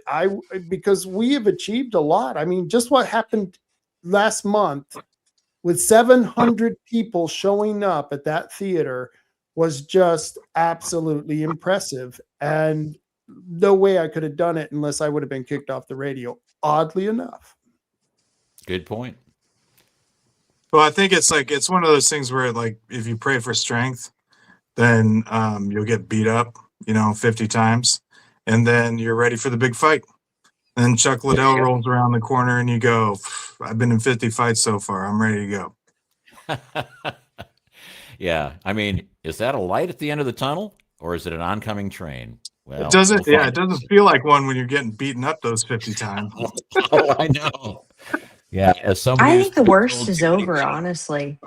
Just Yeah, I that think you're right. initial immersion and that initial like attack is like the initial shock. And then once you get past that, it's not it just isn't as bad as it looks on TV, I guess you could say. Yeah. But anyway, to go back to the sports ball thing, I stopped watching the NFL a long time ago. I used to be a Raiders fan because I used to live in Oakland. As a matter of fact, I worked for the Oakland Athletics for a while, so I was big into Oakland stuff. But that's because when I was a kid, that was pretty much the only sports you got on TV besides the occasional baseball game. Was every Sunday there was football, and every day as kids we were playing football on the field next to the school. So, and then you went to punt, pass, and kick, and so forth and so on. So that was back when it was like, manly men play football, football. And now football it's like bread and circuses. The Roman Empire, when it was going into the dumper, they started filling the Coliseum with continuous shows because they wanted you distracted. The NFL is no longer a sport. It is an entertainment thing. And there's Distraction. billions and billions and billions of dollars being bet on that sport every week. And it's like, so it's basically fixed. So it would be like, watching WWF and going, oh, Ric Flair is going to win this time. Well, no, he's not, because whatever. So yeah, don't get distracted by the sports ball. I kind of stopped watching the NFL when Kaepernick took a knee, and basically they turned it into the DEI and the DEI program of also the whole Black Lives Matters on every scoreboard, and the what was the other one? Oh, like they would fill up the baseball stadiums with cardboard cutouts to make sure nobody would go to the stadium because of COVID. And I'm like, really? We're gonna play this game? Okay, fine. I have stopped. So we obviously know Marty and Steve's fondest childhood memories. I wonder, just for comparison, Rob and Brandi, what are your fond childhood memories and how do you connect with them today?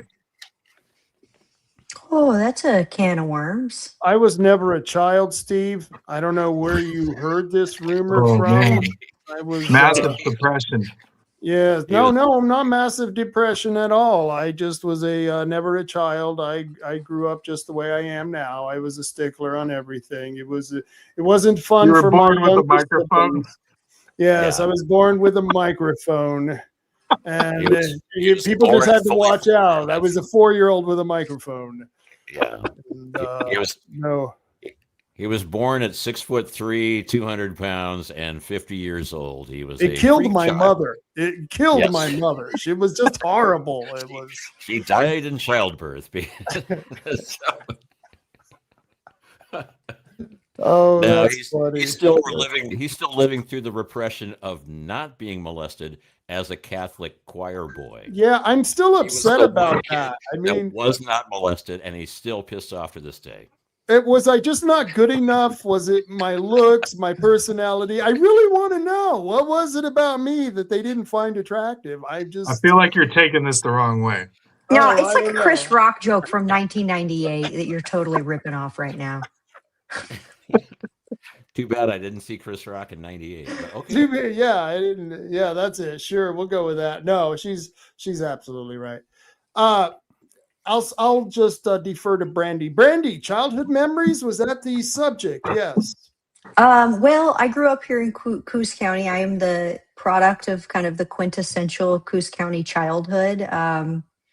My mom was a teenager when she got pregnant with me.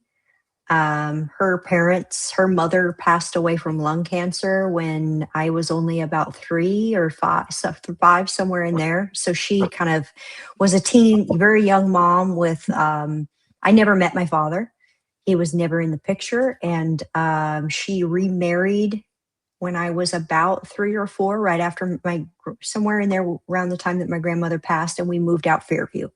And it was not great. Like I said, lots of drug abuse, lots of domestic violence. We had to hide from him quite a few times as a kid. So that was my childhood. And so hold on. Okay, so I grew up in Oakland, California. Okay, I had a babysitter that was almost raped and beaten up by a crackhead and was spraying blood all over the kitchen. I have stories for you. I said fondest. So we're like, yeah, fond memories. This is Same not thing. I'm not trying to go down trauma road. Yeah. Hold on. Didn't you tell me earlier we don't have time for your therapy session? Yeah. I'm a political therapist, not an emotional therapist. You're gonna find that emotional tampon on someone else's show. I don't know. Maybe Joe Rogan can help you guys out. But maybe I could therapy session, damn it. Service dog, but not tonight. Yeah. But all of that to say that it's pretty damn cool that I moved away. I was as an adult, I graduated high school, moved away for about 15 years, got my education, pursued a career. I moved back to be closer with my family again. And so, coming back to this community and saying, I saw everything that was going wrong with everything that kind of like culminated to create this situation throughout the 80s and 90s. Yeah. And now, having been able to build myself up, I can look at, the transition that I was able to make in my life and say to other Coos County kids, you can do this too. And you can grow up to be a leader in your community, no matter where you come from. Yeah. So I got a question for your current county commissioners.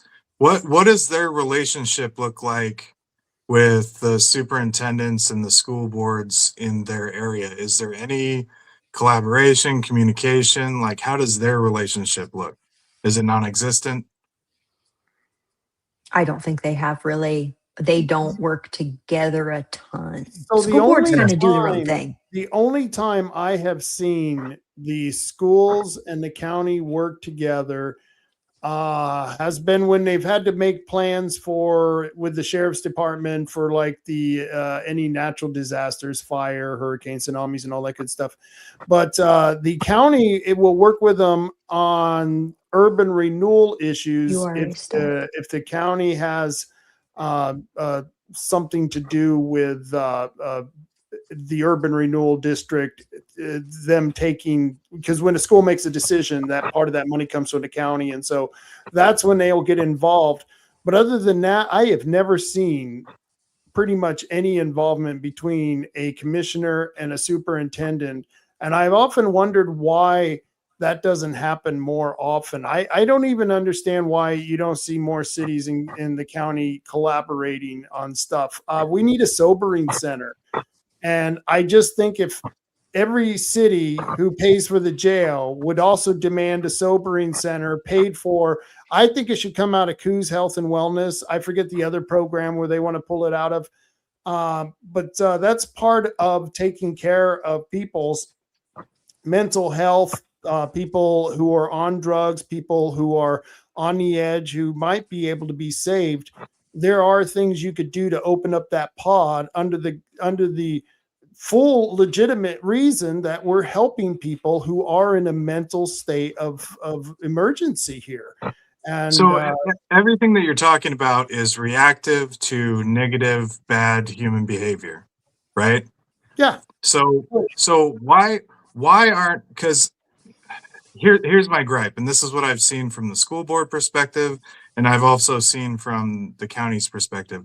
There should be some sort of collaboration, coordination between the school districts, the college, and the county and the city council. So there should be some sort of like coordination between them to say, how do we recognize the kids coming out of our public school system and fit them into transitioning into an adult and staying in our community? So one of my, and this is one of the main purpose level things that I'm running on the back of, is there's no connection there. And you look at the stats in Roseburg, and it's like less than 19% of our community is 20 years old to 34 years old. Everybody graduates from high school and then they take off. We've turned from, and then they come back later in life, like Brandi was saying, they come back later in life, and then they go, oh, I'm going to go back to my roots or back to my family or back to, but we don't have any young families with good paying jobs staying here. And that's like a major problem. Like less than 19% is unacceptable. Like over 30% is where it should be if we have a thriving community. And just the fact that it's that low, it's like at some point we have to like address this bridge where we keep people here and get them to stay here. Otherwise, like we went from like the biggest timber exporter county in the nation to now we're the biggest exporter of our brightest and hardest working kids. And it's like, what? So, and I understand the focus on, mental health and community people that are having trouble. Why aren't we focusing on our best kids? All the kids that are in AP courses, dual courses. We just, at the local hospital, we just had 50 nurses hired at Mercy. And 38 of those nurses came from a Douglas County school into the UCC program, maybe a year, maybe 2 years. And they're a registered nurse at 20, 21 years old, making $85,000 a year, being poised to buy a house in our community. Why aren't we focusing on those kids? Ran over. Yeah. What you spend money on, you get more of. So we need to put our money toward what we want to get more of, investing in productive members of society. We're spending, I think it's like $70,000 per homeless person down in San Francisco for support while they're living in a tent on a sidewalk. Right.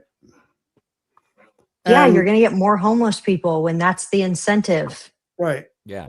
When you have a sanctuary state and a sanctuary city and a sanctuary town, you're going to get everybody is coming for the free stuff, especially when you have like really lax laws on drugs and nobody gets arrested and there's no place to put you in a jail. So, And but kids don't, the best and the brightest, they don't want those scraps. They want real opportunity. And so when you set up your society to have a bunch of people sustaining on scraps, the ones that are actually capable leave. Yeah, but it's not like it's a brand new thing. And I understand what Steve's saying because, at one point Roseburg was the hub of like all this lumber industry, and a lot of those factories were shut down.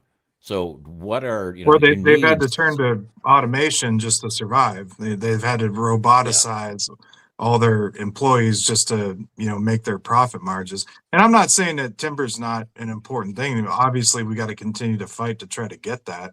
And they just passed a federal bill at the end of January where Trump's like, once you guys get the timber receipts rolling, you're not going to get 50%, you're going to get 75%. That's like a 50% increase that we could start seeing in the county. But of course, the state's, trying to get us to play with owls and stuff.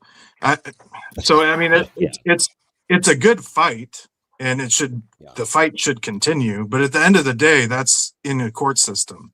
And then with all the liberal judges, it's just like everything else that we deal with in this state. You're not going to, that's not like a viable solution. To me, over the next 10 years, convincing all of the next generation of kids that are in their 20s and are going to work and get good jobs and actually want to use their brain, want to exercise their body and their brain and their job function, getting them to stay here is like far more important than the litigation battle. That's inside our scope of control. The litigation battle over harvesting timber, is like mostly because outside. I want to leave. I want to get the hell out of here. So I can't really blame the kids. I can't really say, "Oh no, don't go." It's like, "Oh, can I stash away in your trunk?" So essentially, the point I was trying to make is not so much, it's like what industry or what technology are you going to bring in to entice the kids to stay there? I mean, the lumber industry is going down the tubes, and there's because of automation and because there's just other things going on, and we're not allowed to log because we don't want to injure an owl, and you're too close to a creek where you might have had a muddy mud skipper at one point in the world, and so forth and so on. But for instance, I graduated high school in Bandon, Oregon back in the 70s. Now, my idea was to either go into the Navy or go into high tech. There wasn't a lot of Navy and or high tech on the south coast of Oregon. So I wound up going to a college in, Iowa State, which is a great computer college. They're the first digital computer in the world was made at Iowa State. But anyway, the whole point is, okay, now I've done my 40 years of high technology, and I came back to the south coast of Oregon. But that was because even back in the 70s and the early 80s, what was there to do besides fishing and logging? And that is the question: what industry is going to be in Roseburg, or what industry is going to be? How do you attract an industry to Roseburg? Well, that's. I wish you want a really simple place to start. Public safety. Innovation cannot happen in an atmosphere of fear. Full stop. Yeah, I would say communicate and coordinate with your public schools and your college. And figure out what skill sets that the workforce has, and then match that up. Then once you have the skill sets that the kids that are coming out of the high school, that are coming out of the college, once you have that skill set base, then it goes into investigating what business can I attract to come to this area where I can come to the table and say, hey, I have X amount of kids that have these certain subsets of skills in this area ready to work.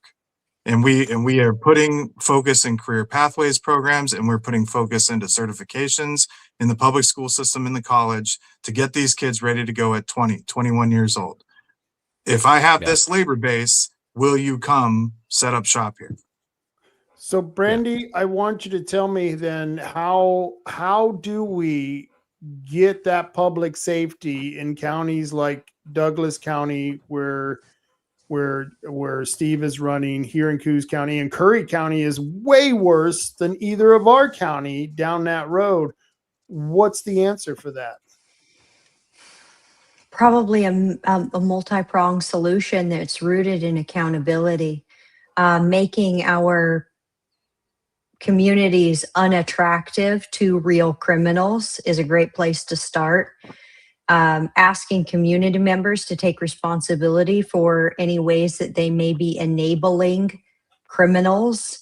We literally have had a church that was feeding people that were turning right around and robbing their neighbors. I mean, my stepdaughter's car has been broken into 3 times right over there by Harmony Church. So some culture change is needed. We need to collaborate our systems. So like bringing Coos Health and Wellness into the jail to help run the sobering center and to get that inpatient treatment, because we have the jail facility, it's not being utilized. If we can bring in some mental health services into the jail, we can bring OHP into the jail. So that's going to give us some rehabilitation opportunities. We have opportunities to then take these people and do behavioral rehabilitation, where now they can become a worker and actually earn a living and become self-sustaining. So it's going to take a bunch of stuff. A lot of it is going to be cultural. A lot of it is going to be systems. A lot of it's going to be like specific procedures and policies.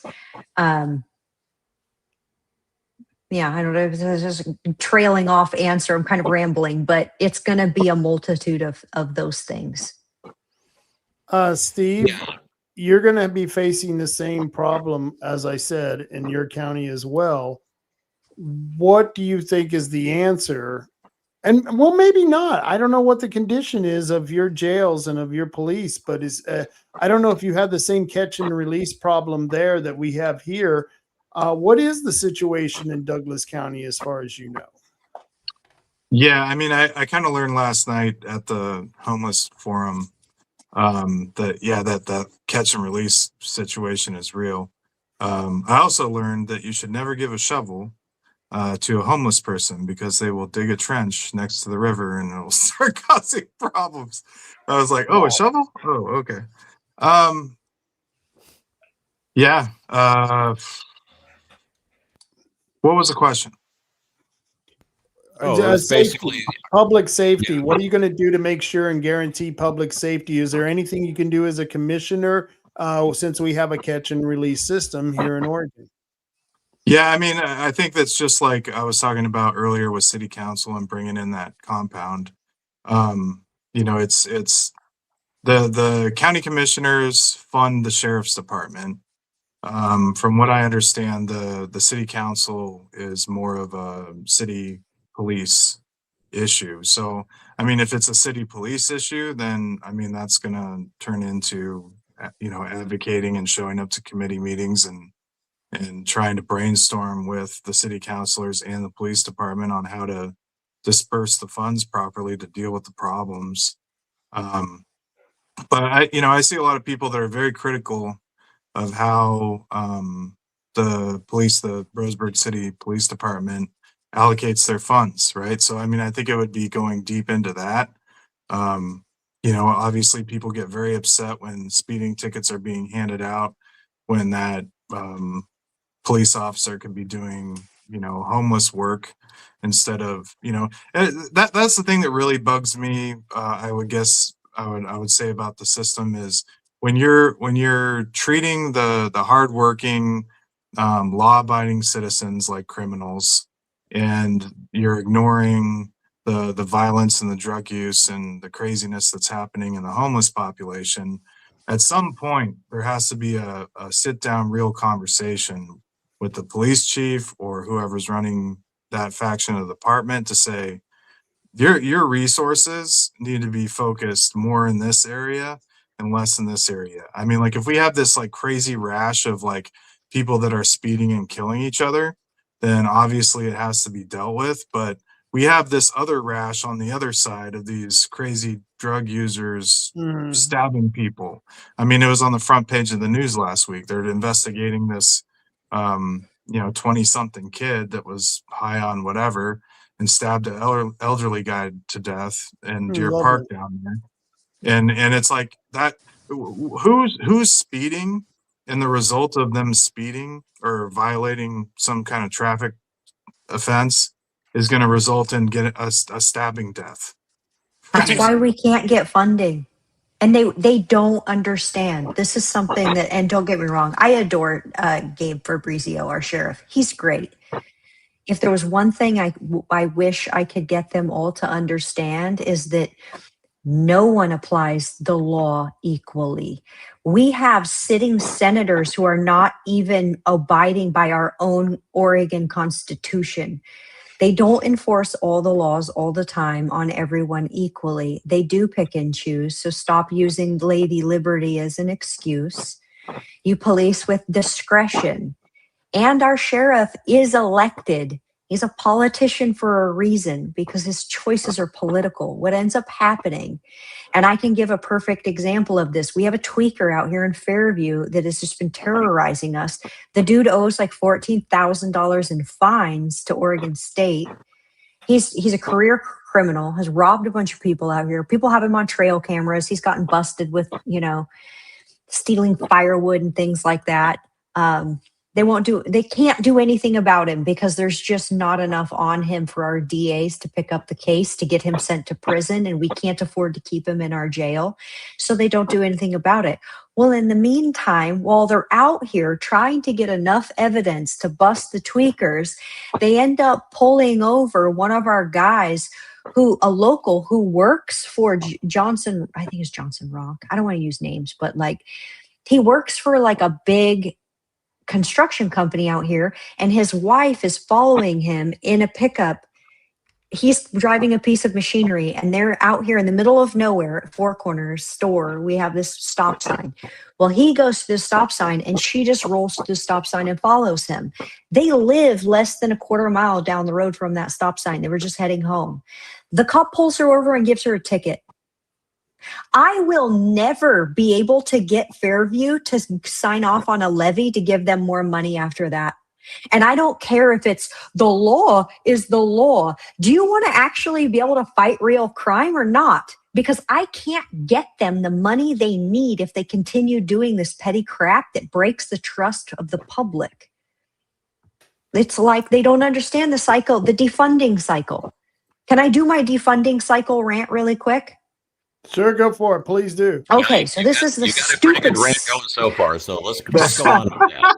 Yeah. It's so dumb and it makes me so mad. So this is the cycle of freaking crime and defunding. So you have the police, right? They have become bloated. They have these massive budgets and they have been flooded with abusive people because abusive people love power and money. So every time you have an organization that develops too much power and money, they attract abusive people. Abusive people do abusive things. People get beaten up on the street by cops for no good reason. The media finds out, there's public outcry.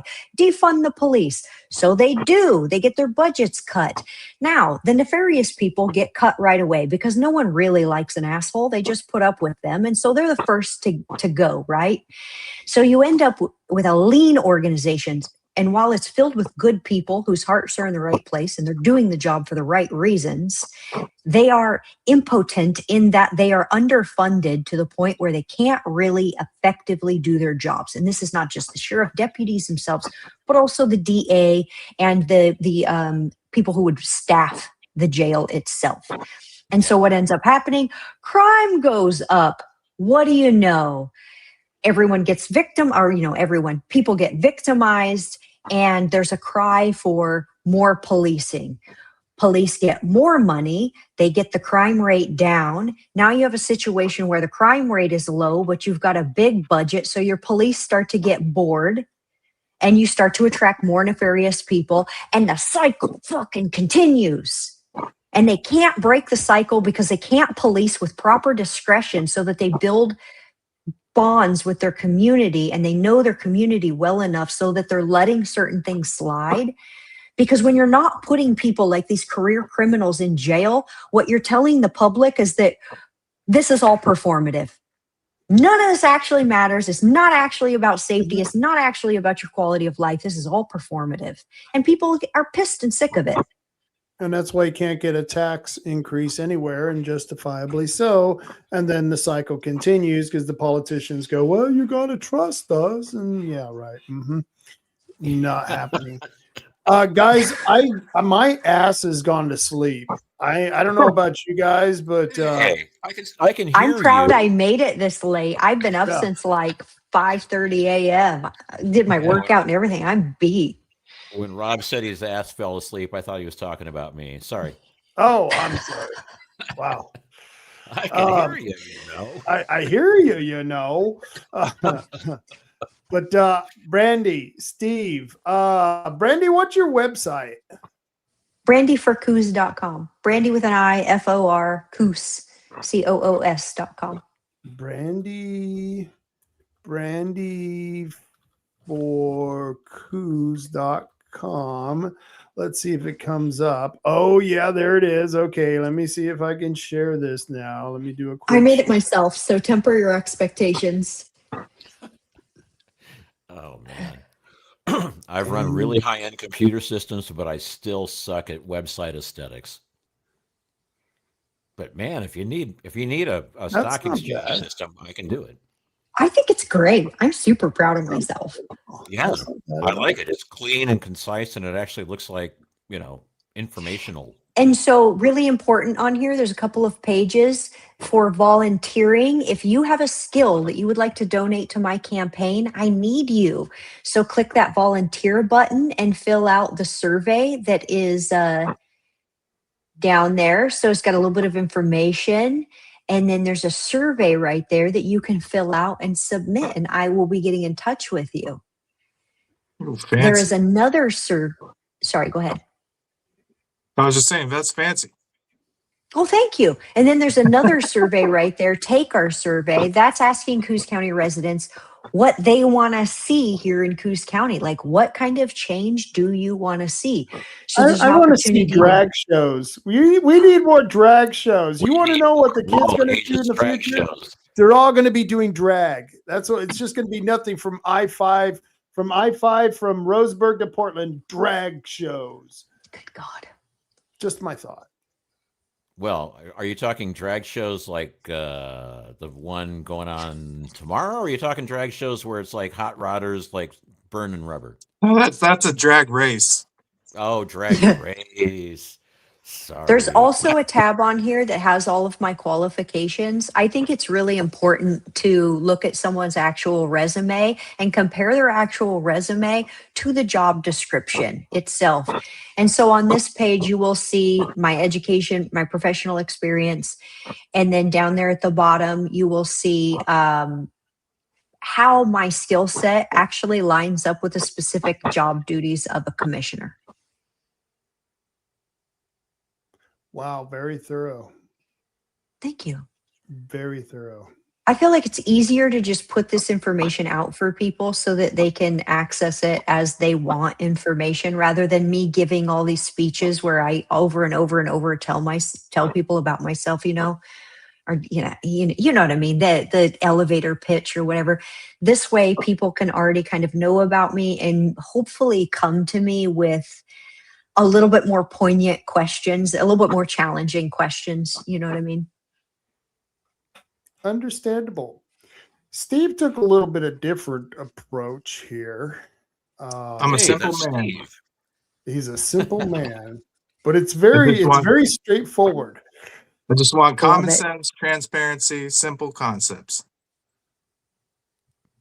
Let me see. Let me go up. I think I got to. Here we go.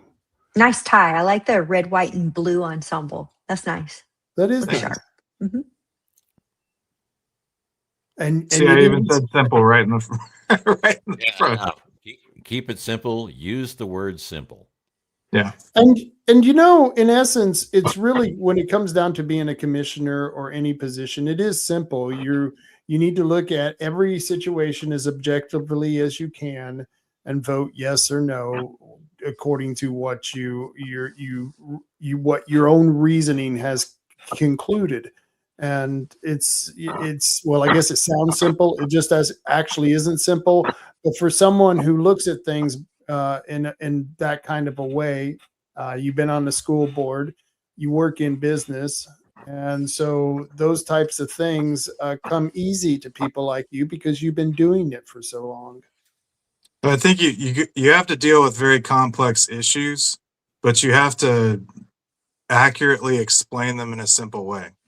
Because, you know, I mean, it'd be like me talking about California workers' comp with somebody that doesn't even know what workers' compensation is. So that's a skill that I've kind of acquired on the school board is really understanding you have to deal with complex things.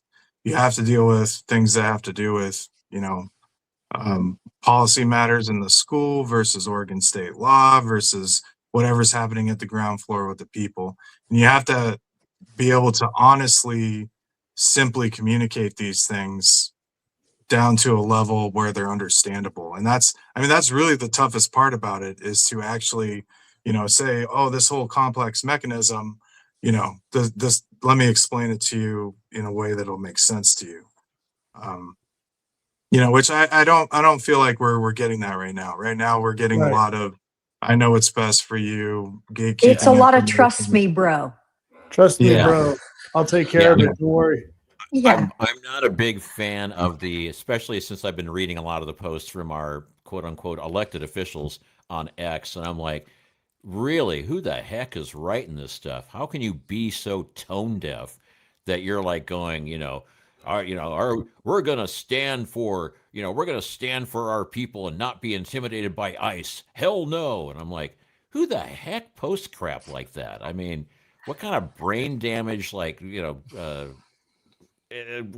of, it's just, and then you look at some of the other things they post and you're just like, wow. I mean, if you need positive proof that our election system is just completely off the rails, check what these guys are saying and think that it's okay to say stuff like that.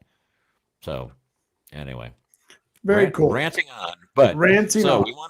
we wanted to cover the fact that both Brandi and Steve are running for commissioners, but Steve is running for commissioner in Douglas County, and Brandi is running for commissioner in Coos County against John Sweet. So they will be in the primary. And the nice thing about the commissioners' races is they are nonpartisan, so anybody can vote for a commissioner. Is that correct? Yes. Yep. All righty. So everybody get out and vote for a commissioner, because the commissioner is an important position in the county. And, this is basically your conduit to getting things done better in the county, is by picking a good commissioner. And these two have been here for 2 hours and 46 minutes, putting up with our blathering. So I would say they're probably qualified to sit through a commissioner meeting for an hour or two. We can listen to these guys. Test. We can listen to anybody. Right. That was the real test. We were testing you. So we now know you guys can actually sit through a meeting. Yes, that was good job, Marty. We're so clever. So I don't know if we got the website in there. It's www.weneedsteve.com. Oh, yeah. I'm sorry. Cool. Yeah. We need Steve. Yeah. Hey, folks, even the URL. I want to thank you both for coming on. We'll have you both back on again before the election, because I think it's important. And you all have a good night, okay? And thank you, Marty. Good night, everybody. Good night, everyone. You're welcome. It's great talking to both of you. All righty then. Let's hit the commercials and then hit the head. Hit the hay. Hey, if you got some trees that are annoying the crap out of you, they're hanging over your porch, they're going to block your driveway. You never know. There might be some roots that are going to get into your septic system. You got to do something about those trees. Well, we got the people that can handle that. 3H Tree Service, 541-294-1800. Yes, they are licensed, and they climb the trees, and we have video of them dropping trees that you'd go, how the heck did they do that? They're licensed and bonded, and they do really good work. It's 3H Tree Service, 541-294-1800. Oh, I found it. I found the tree service. Here we go.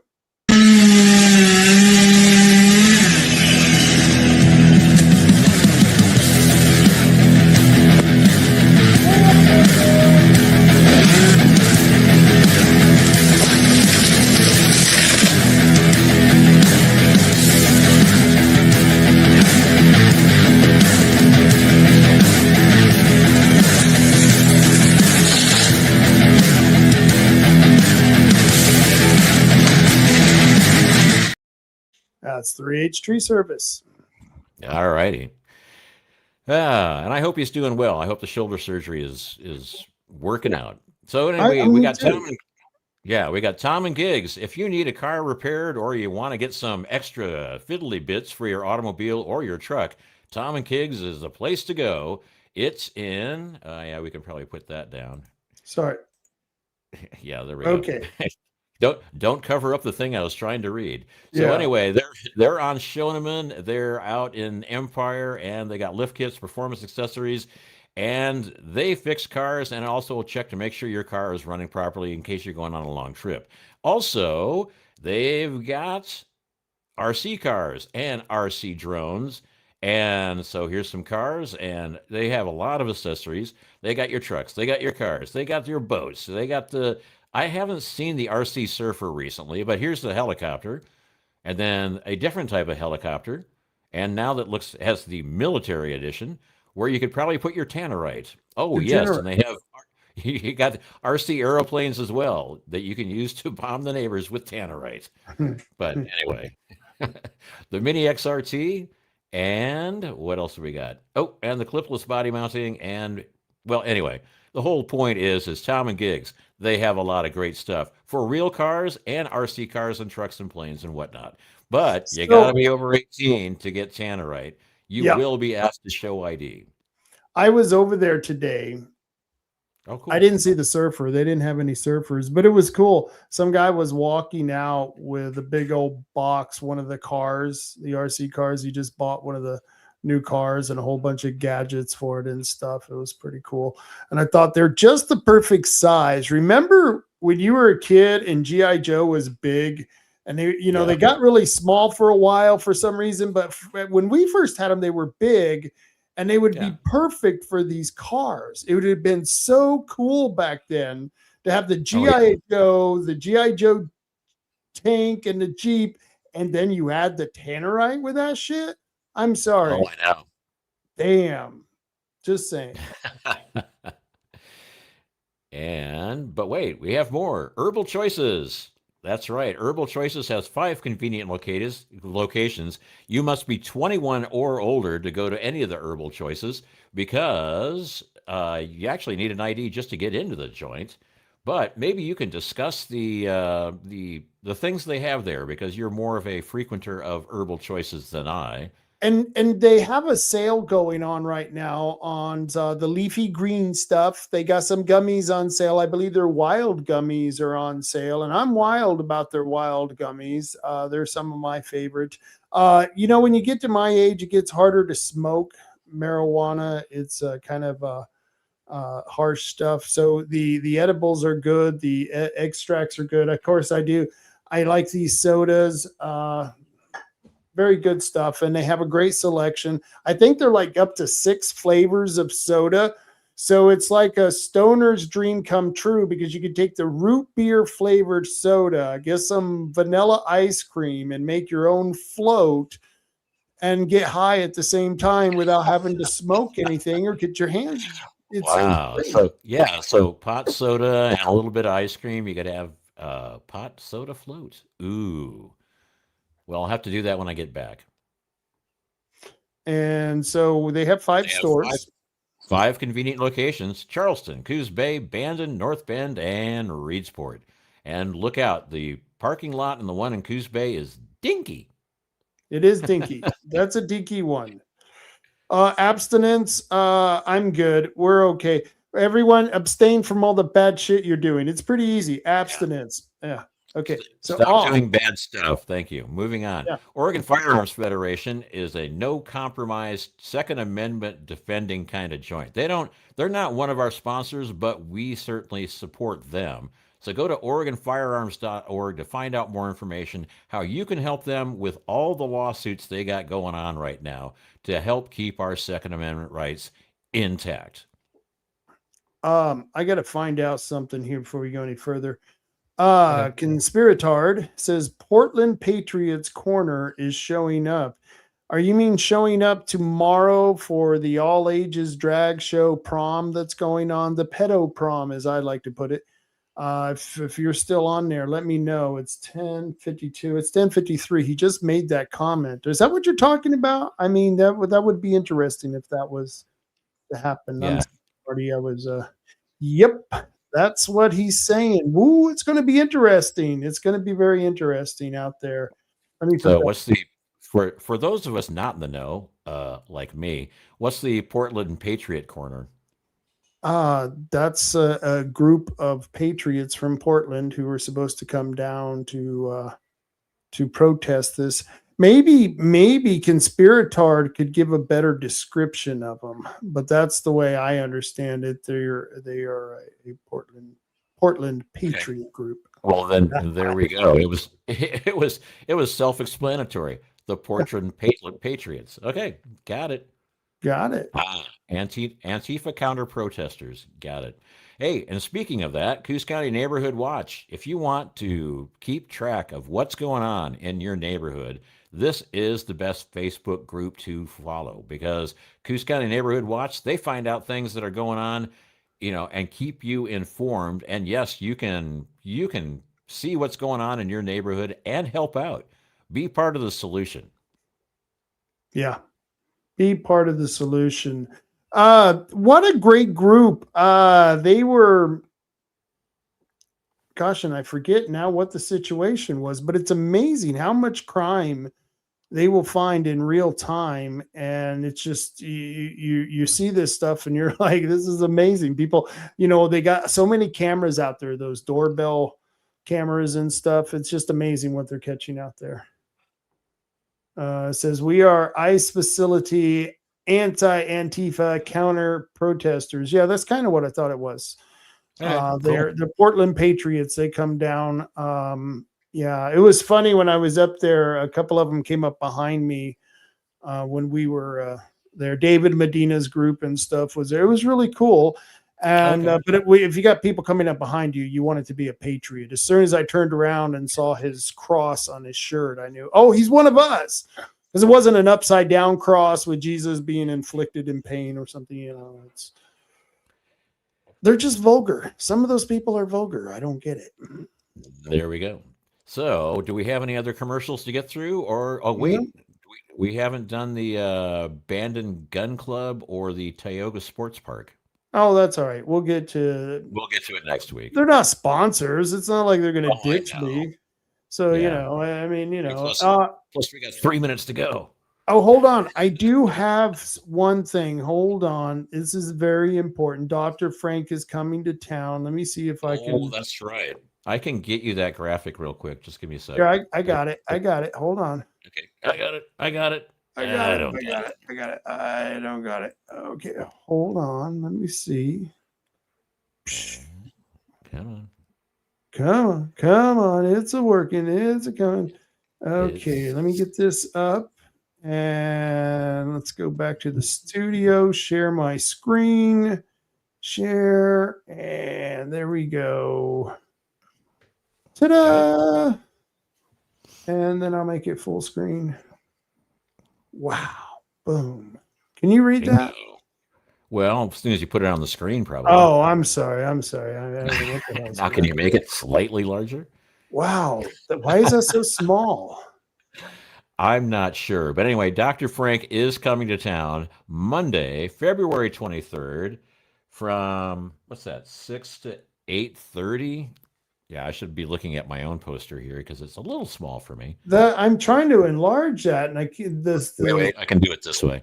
Anyway, it's going to be at the Coos Bay Library Myrtle Point Room. That's Monday, February 23rd, 6 to 8:30. Follow the data with Dr. Frank. Basically, he's been here a couple of times. He's a Nobel Prize nominee and a world-renowned physicist, and he can basically walk you through how Oregon has, in 30 out of the 36 counties, has more than 100% of our voting age population registered to vote. How do you get more people registered to vote than people that are of age to vote? We don't know, but he has all the data that proves it. So it's a very entertaining show. It goes on from 6 to 8:30. Doesn't cost you nothing. But if you'd like to donate some money to defray travel expenses for Dr. Frank, he'd certainly appreciate it. It's a free event, and it's going to be Monday, February 23rd, 6 to 8:30 at the Coos Bay Library Myrtlewood Room, which is at 525 Anderson Avenue in Coos Bay. So there we go. That's a tricky word, Myrtlewood. Myrtlewood. Actually, isn't that two words? Yeah, especially since the font was a little bit smaller than my eyesight can handle. So Yeah, that was little. That was really little. I'm sorry. I can't figure out why it's not enlarging any. Samantha says, I didn't know he was coming so soon. Well, surprise, surprise, Samantha, he is. yeah, he's actually doing a bunch of dates. I think, I don't know if he's going down the I-5 corridor again, but I know he's going up the coast. And then a couple of weeks after that, he's coming back, and I think he's doing Eastern Oregon. So, I'm going to have to miss out. This is going to be the first one I'm going to be missing out on because I will be out of town. Out of town, and enjoying it. How is the weather there where you're at? Oh, I'm going to be going to Salt Lake City. No, why are you going to Salt Lake City? To fall down hills with skis on. Oh, that's right. You're going skiing. That's right. I remember now. Very interesting. Very cool. Very cool. All right, Marty. I enjoyed this show. And it wasn't too bad. There wasn't any lefties on there. I mean, is any leftier than Martindale? No leftier than usual. No leftier than usual. So Monday, I've got Troy Cribbins coming on the show. They're asking, I forget the number of the bill, what number, it's HB something. It's reestablishes Measure 114, bunch of gun laws that we already fought against. The courts have already ruled them unconstitutional, but Oregon, in its infinite wisdom, the legislature is going to pass it again, probably. And Troy wants to come on and talk about how he's fervently against this gun bill. And so he's running for office, So I've heard, but not in my district, not where I can vote for him. So there we go. You live in that special district where you don't even have to pay school taxes. I know. I Precinct 18, where I don't pay any school taxes because we can't learn nothing down there. These ain't educated. What point is paying for the school? We ain't gonna do no good. We're going to go down to the mall and watch the drag queen show and get ourselves some mocktails. That's what we do down here. And you want some mocktails? You can't be going to school till I learn how to wear them their shoes. So get a little fentanyl. You need some fentanyl, and that will help. That's what my mama and papa uses, the fentanyl to go to work. I know. They put it on my breakfast cereal. I thought it was Frosted Flakes, but it weren't. It weren't. It weren't. Well, thank you again. I appreciate it. And I will talk to you next time. Yeah. Carry on, Coos County. Carry on. Carry on.